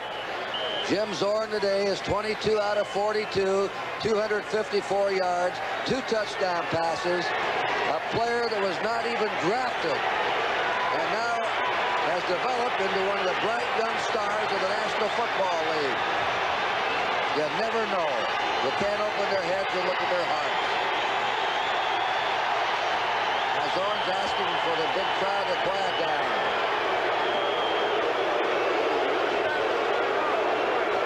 They're used to these wild finishes here. I think I've done personally about 10 or 15 of them in the House of Trills. It's the House of Trills, but that play actually helped Zorn because I don't think he liked what he saw defensively. He utilized the screaming of the crowd to help him since he doesn't have the timeouts he'd like to have. How about New England and Oakland here in the playoffs? And how about Miami and Oakland here in the playoffs? All right, 3rd down and 10. Zorn has the receiver, Ferguson. And Ferguson wrestled around. 1 yard short. Moving, it may be short. They're down to 22 seconds, 23 seconds, and Seattle rushes in and has called their last timeout. And the big thing about that is Charlie Phillips just might have saved the ball game. Timeout. The situation as Zorn talks to Patera and the coaching staff. 4th down and about a half yard to go on the 34-yard line of Oakland. Seattle is out of timeouts. A timeout that they took in the 3rd period hurts them right now when they got a mix-up at the line of scrimmage. They've taken 2 confusion timeouts, Gerd. This timeout is their last one, as you mentioned. I think they have to throw for it on 4th down. Following our game, stay tuned for the Wonderful World of Disney, which will be followed by the NBC big event, Fire in the Sky, on most of these NBC stations. On the West Coast and most Mountain Time Zone stations, the Wonderful World of Disney and NBC's big event will be seen at their regular time. The executive producer of NBC's NFL football is Don Ohlmeyer. Telecast of today's game has been produced by Roy Hammerman. Directed by Harry Coyle. Now they're in the huddle. Technical director Ray Figelski. The associate director Jim Marcioni. All right, they're going to go for the 1st down. And they give the ball to Al Hunter, who's through to the 28-yard line. Time moving down to 15. They're doing the wise thing. They've got plenty of timing. Throw it out, stop the clock. They're down to 9 seconds. They throw it out of bounds. They stop the clock with 7 to go. 7 seconds to go. And the ball, the line of scrimmage, is the Oakland Raider 28. And here comes Herrera out. He will have probably a 45-yard attempt. They did several things correctly, Kurt. Number 1, they picked up 4, 5, 6 yards. That was an important thing to do. Then they all lined up. He got the ball out. They do have a chance. 46-yard attempt by Efren Herrera that could win the game for Seattle. 7 seconds to play. The Raiders trying to distract him. Here's the kick. The kick is up, up, up, up. It is good. 3 seconds to go. Seattle takes the lead. 17-16. 46-yard field goal. And the young Seahawks are 3 seconds away by being the first team to beat Oakland twice in the same season in 13 years. We'll be back in a minute. 3 seconds to go. A quiet crowd at the Oakland Coliseum. Young Jim Zorn took his club. They had stopped the Raiders on 4th down on the 20-yard line of Seattle. and he moved them downfield desperately against the clock. Only one timeout on that drive they had remaining. They used the clock beautifully, finally took their timeout, got into position, and Herrera hit the 46-yard field goal to put him ahead. And credit, along with Jim Zorn and the rest of his group, Jerry Rome, Howard Mudd, Jack Patera, Andy McDonald. These guys have really coached those guys offensively. They squibbed the kick down, and the tackle. The game is over. The game is over. Seattle has dumped Oakland. Final score, 17-16. Seattle upsets the Raiders. Kurt Gowdy and John Brody, hope you enjoy it. Now stay tuned for the Wonderful World of Disney, already in progress, followed by NBC's big event, Far in the Sky, after these local messages. On the West Coast and most Mountain Time Zone stations, the Wonderful World of Disney and NBC's big event will be seen at their regular time.